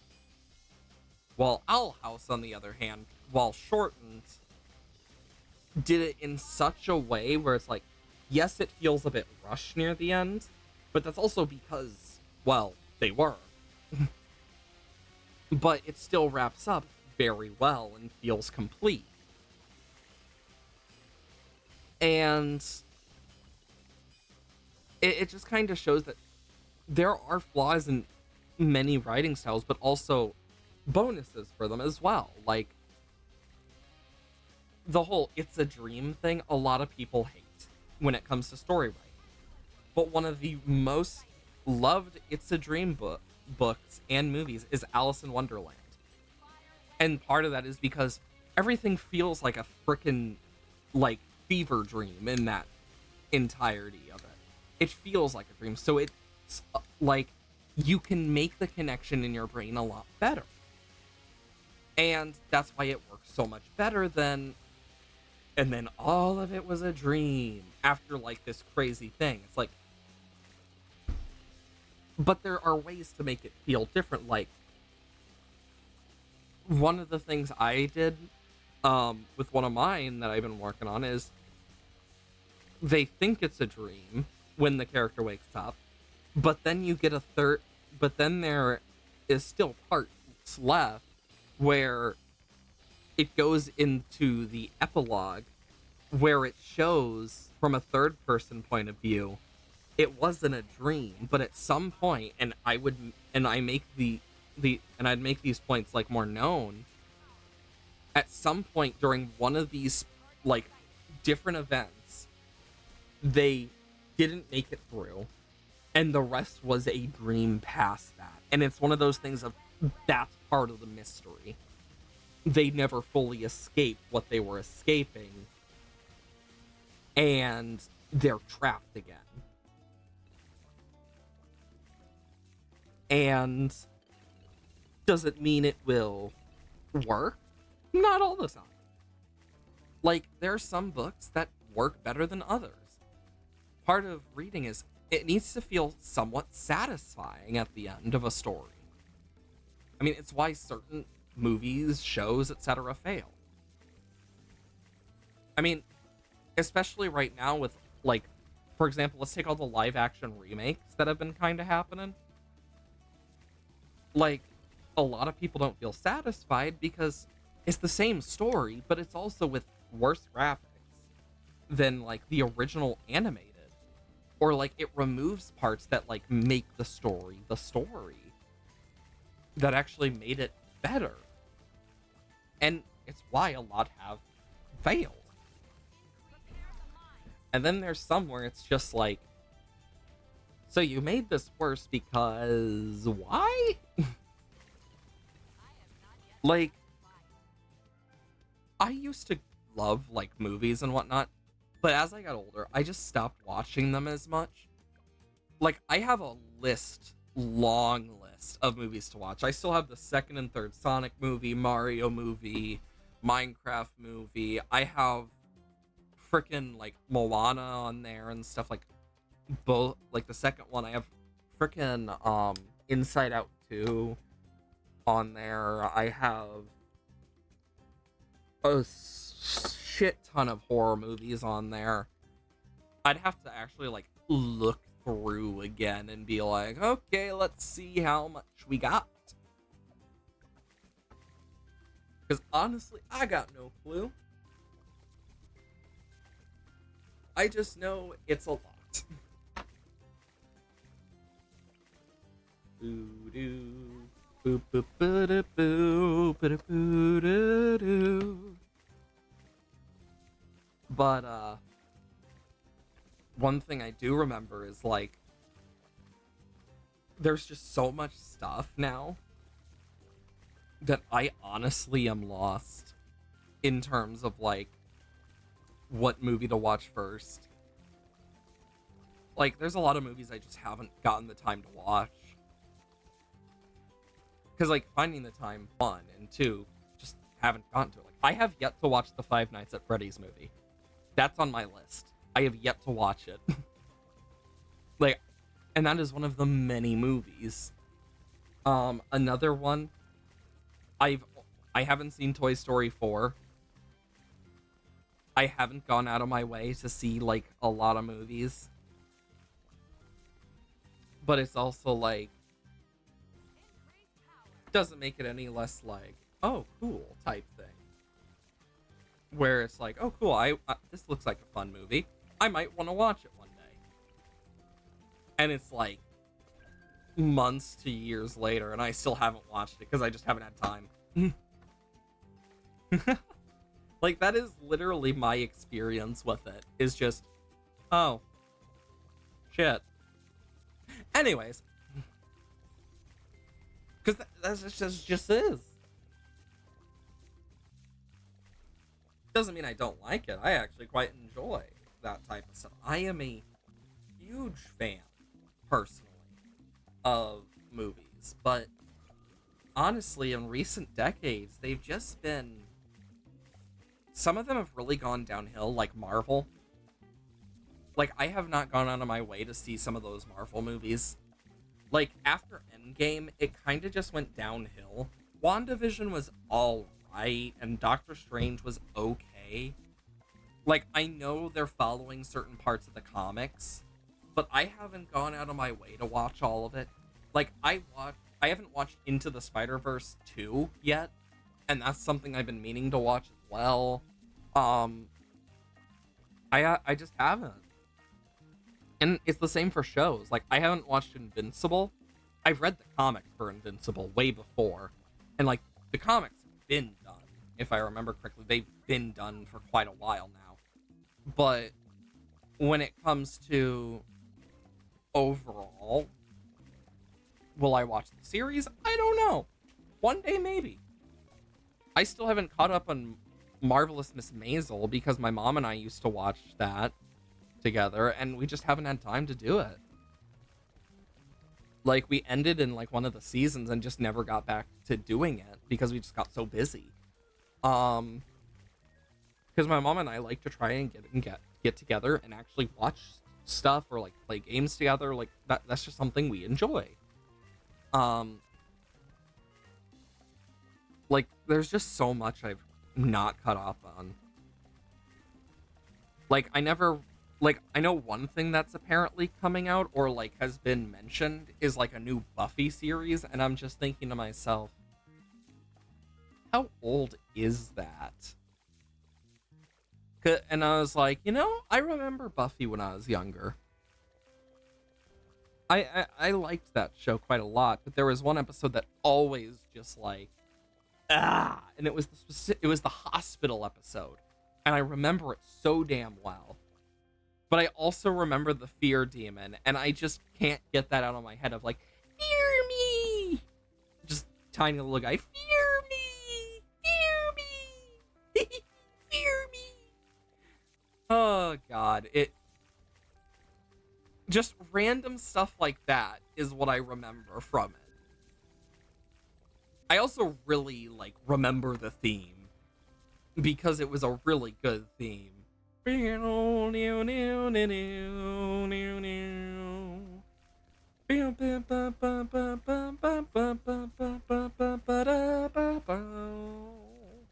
Like there's just some shows that and like some things that are hard to forget, like ba ba ba da da da da da da da da, or frickin' if anyone remembers the Charter Spectrum commercials from like early 2000s, where like it was the bunch of people walking out of their house singing 1-8, like it was like 1844, I think it was 2552999. Like that's another one that I remember. I vaguely remember it. I might have gotten the number wrong. I just remember the 999 part at the end and just like the just oddly creepy smiles. Then you have stuff like Jake from State Farm. It sucks because I know people named Jake who have just outright been like, we're so used to it at this point, we've just given up. Which, fair. Like, there's so many of those types of ads that you see and it's like, really? Or then you get like military ads and it's just like, there is something I do remember. And so there was a point when I was younger, the military would not stop contacting me about wanting to join.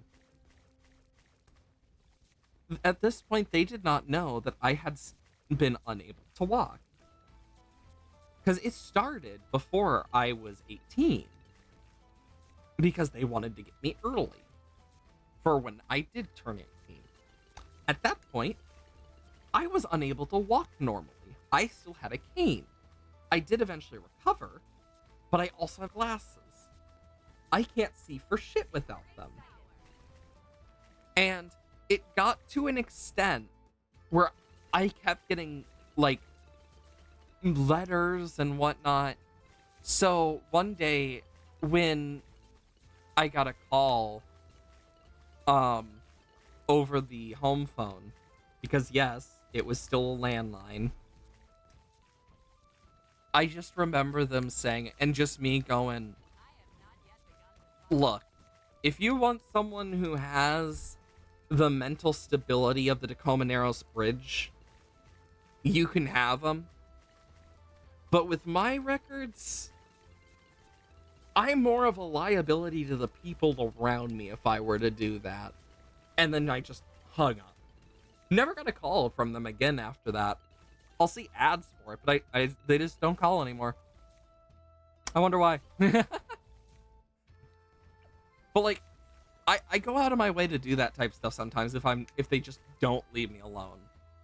Like, there's that scam call that's going around that's been happening for a long time, and I got them to finally stop doing it because, and you can tell when it's a scam call because I could tell because I actually know the original number for it of the would you like the health police, etc. with this and that. And so I just outright said, because like this, you can tell the difference in how they word things. So I'm like,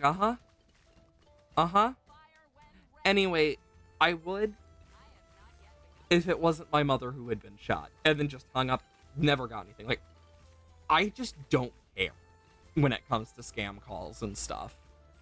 Or like when I'm being repeatedly bothered. Like, there's this health insurance scam thing going around. I've just outright said them, I don't need health insurance.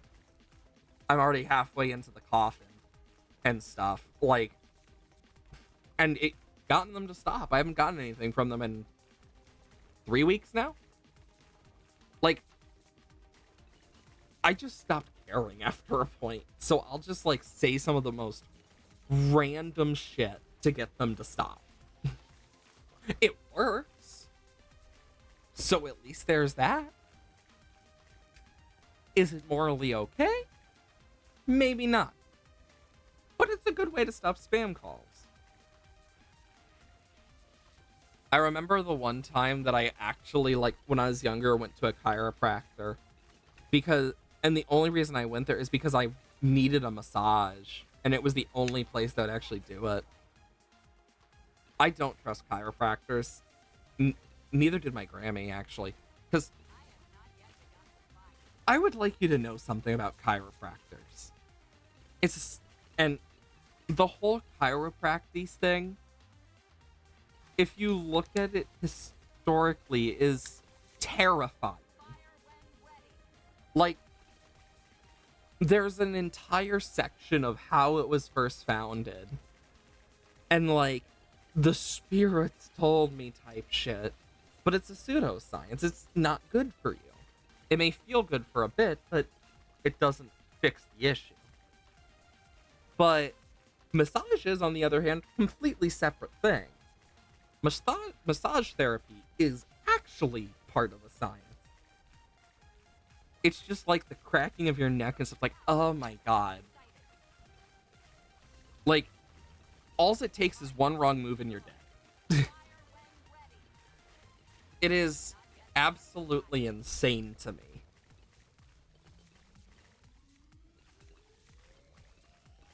Because, like, I know very well how crappy it can be to be in, like, constant, like, back pain or, like, pain in, like, your joints. I spent a good long time with that issue. But never again. Honestly, after learning the history of it, and I'm gonna say this the nicest way I can, it's insane the amount of stuff that has happened with it. Like, if I remember correctly, the original founder of the pseudoscience was arrested like twice at least, if I remember correctly. It might have been once, might have been 3 times. I know it's somewhere in there, so I'm just saying twice because it's like the middle ground. I know it was around that. I know it was at least once. But it was such a weird, like, creation that's like, why? I mean, then you look at stuff like psychology. Psychology, on the other hand, like an actual science, still has its, like, one-off pseudosciences and stuff, like lobotomies, which are severely dangerous, as we saw with several things. But then you have people who just outright, like, are the dream theory stuff. Just the only reason it hasn't been disproven is because not only was the guy high off his fucking mind, but he ended up being right about dreams being us finding our ways through our own issues and whatnot. Of course, a lot more has been learned about it that has disproven several parts of it. But also, a broken clock is right at least twice a day. It's that type of thing. Like, I remember very well the amount of just insanity that came from that stuff. Oh my lord. Because it drove me very much insane.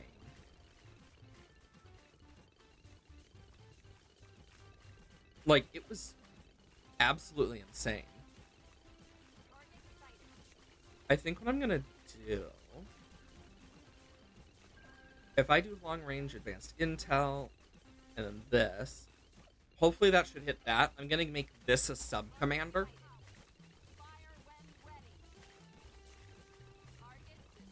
Half cash and stuff was annoying, but at least in Poppable, I know what I'm doing. Perfect. Now we're getting even more. While Energizer wouldn't be bad, what I'm gonna actually do is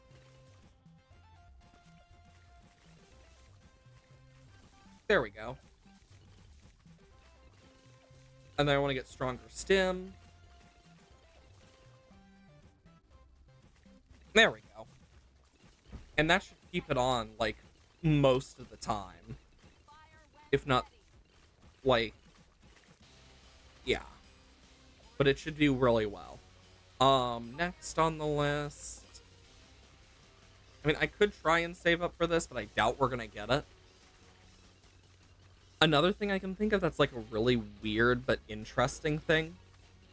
Like, there's actually a set of things I found in my cookie cutters.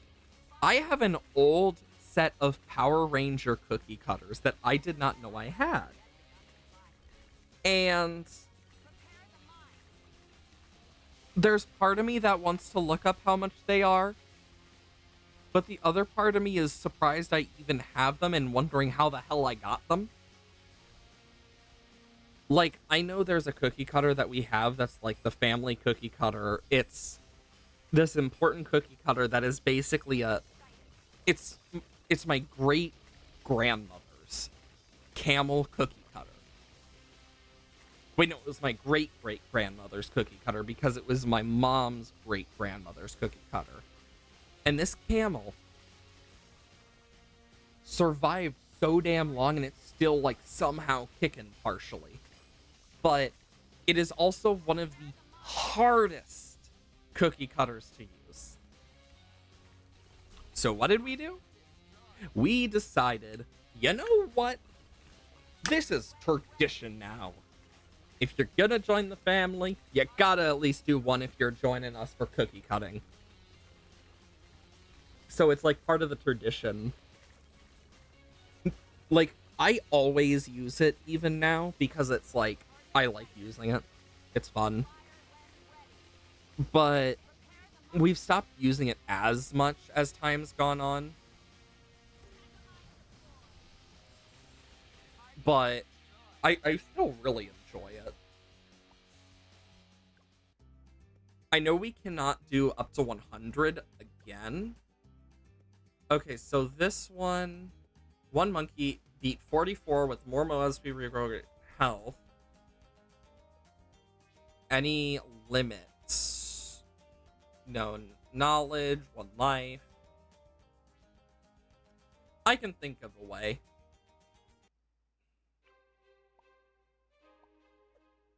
Oh.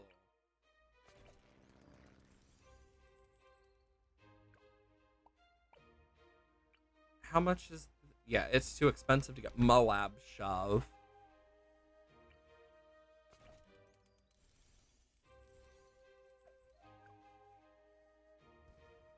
Oh wait, it's 44. What am I doing? There's no Moabs.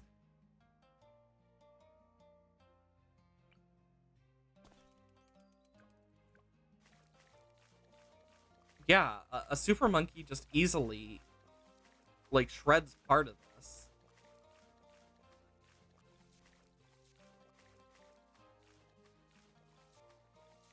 Yeah, it doesn't get all of it. I'm trying to remember now.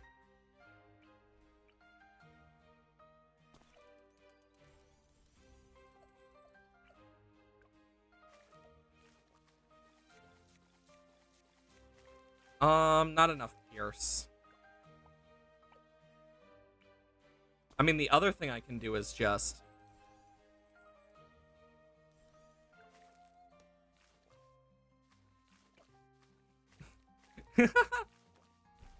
the druid, just being the druid.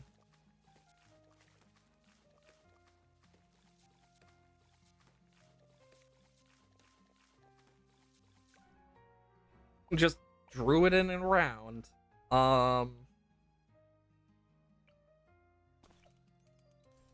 Pin.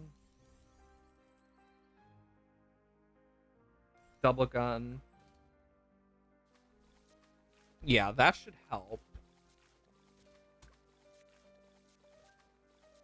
Ba-da-ba-da-ba-bum. Ba-ba-ba.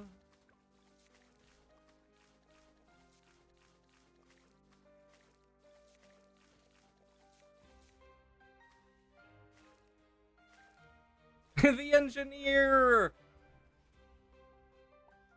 I'm actually surprised that worked.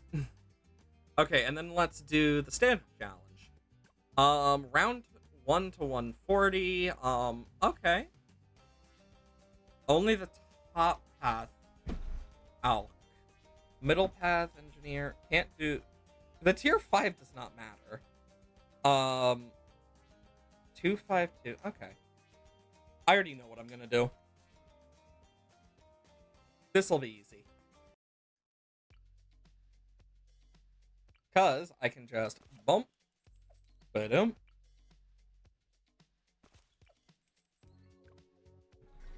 Intense magic. Monkey sense. Guided magic. Arcane blast. This dart monkey is literally here for purples. I'm gonna need camo detection on it as well. We'll be able to do this one relatively well. The only reason I didn't start the chimps version is just because I know we do not have enough time. Because I would need a lot more time than, like, less than half an hour. You get me? I mean, even then, we're doing quite well. Because I know I am going to have to leave after stream just so I can actually make it in time to get this done and then get to my parents for that. Then I need to go over that to my frickin' to the other place. I have a lot of stuff. Adulting, yay. Ugh. Adulting is one of the more annoying things, IMO.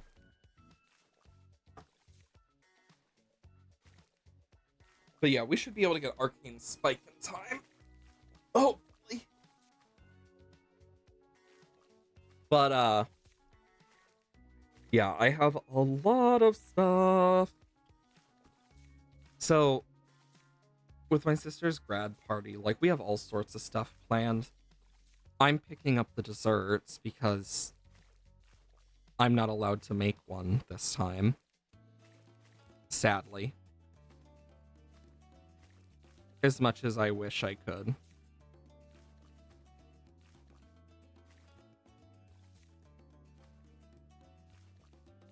But, I remember early on when we were first planning this, there was a whole conversation we had of, well, what are we going to do with this? Oh, cool.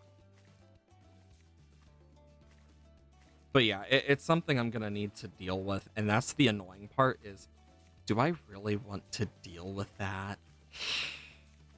Because I know it's going to be a pain in the butt. I think it's... yes, cool. Me opening up my things so I can actually look at this, so I can talk about it. So I was looking at Erebus's character sheet, and unironically, without any, like, proficiency or bonuses, I have, like, really good stealth and sleight of hand. And I was like, how can I use that? And then I was like, wait a minute, I know. Iron Tea Kettle, which is a weapon.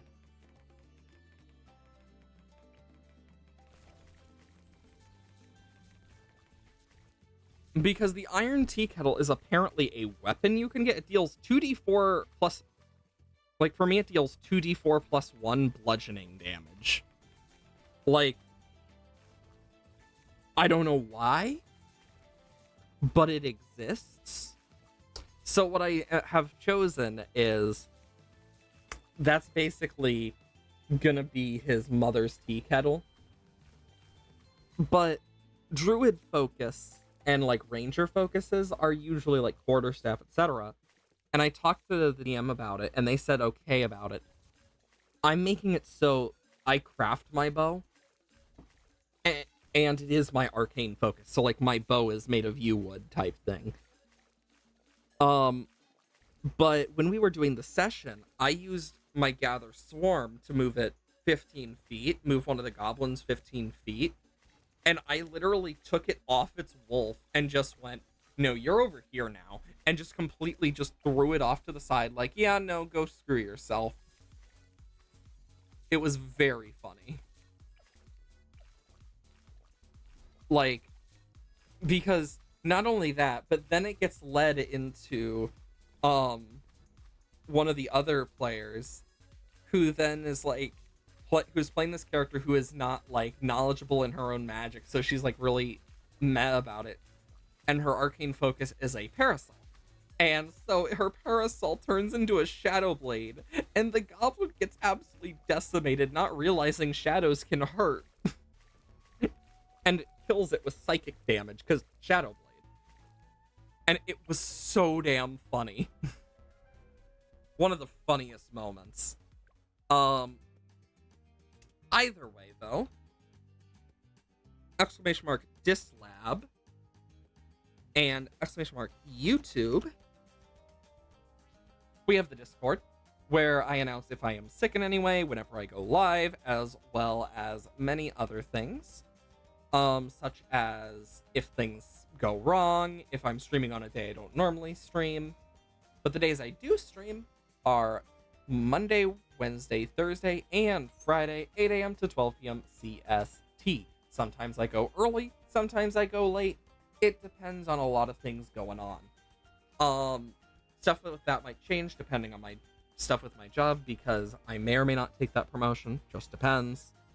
And the YouTube, every Tuesday, Saturday, and Sunday at 8 a.m. CST is one of the VODs. We have Bloons over there, Isaac, and many other things you might find interesting, depending. Over there is just all of the VODs, so if you've missed them on Twitch, they will be over there. Other than that, I hope you all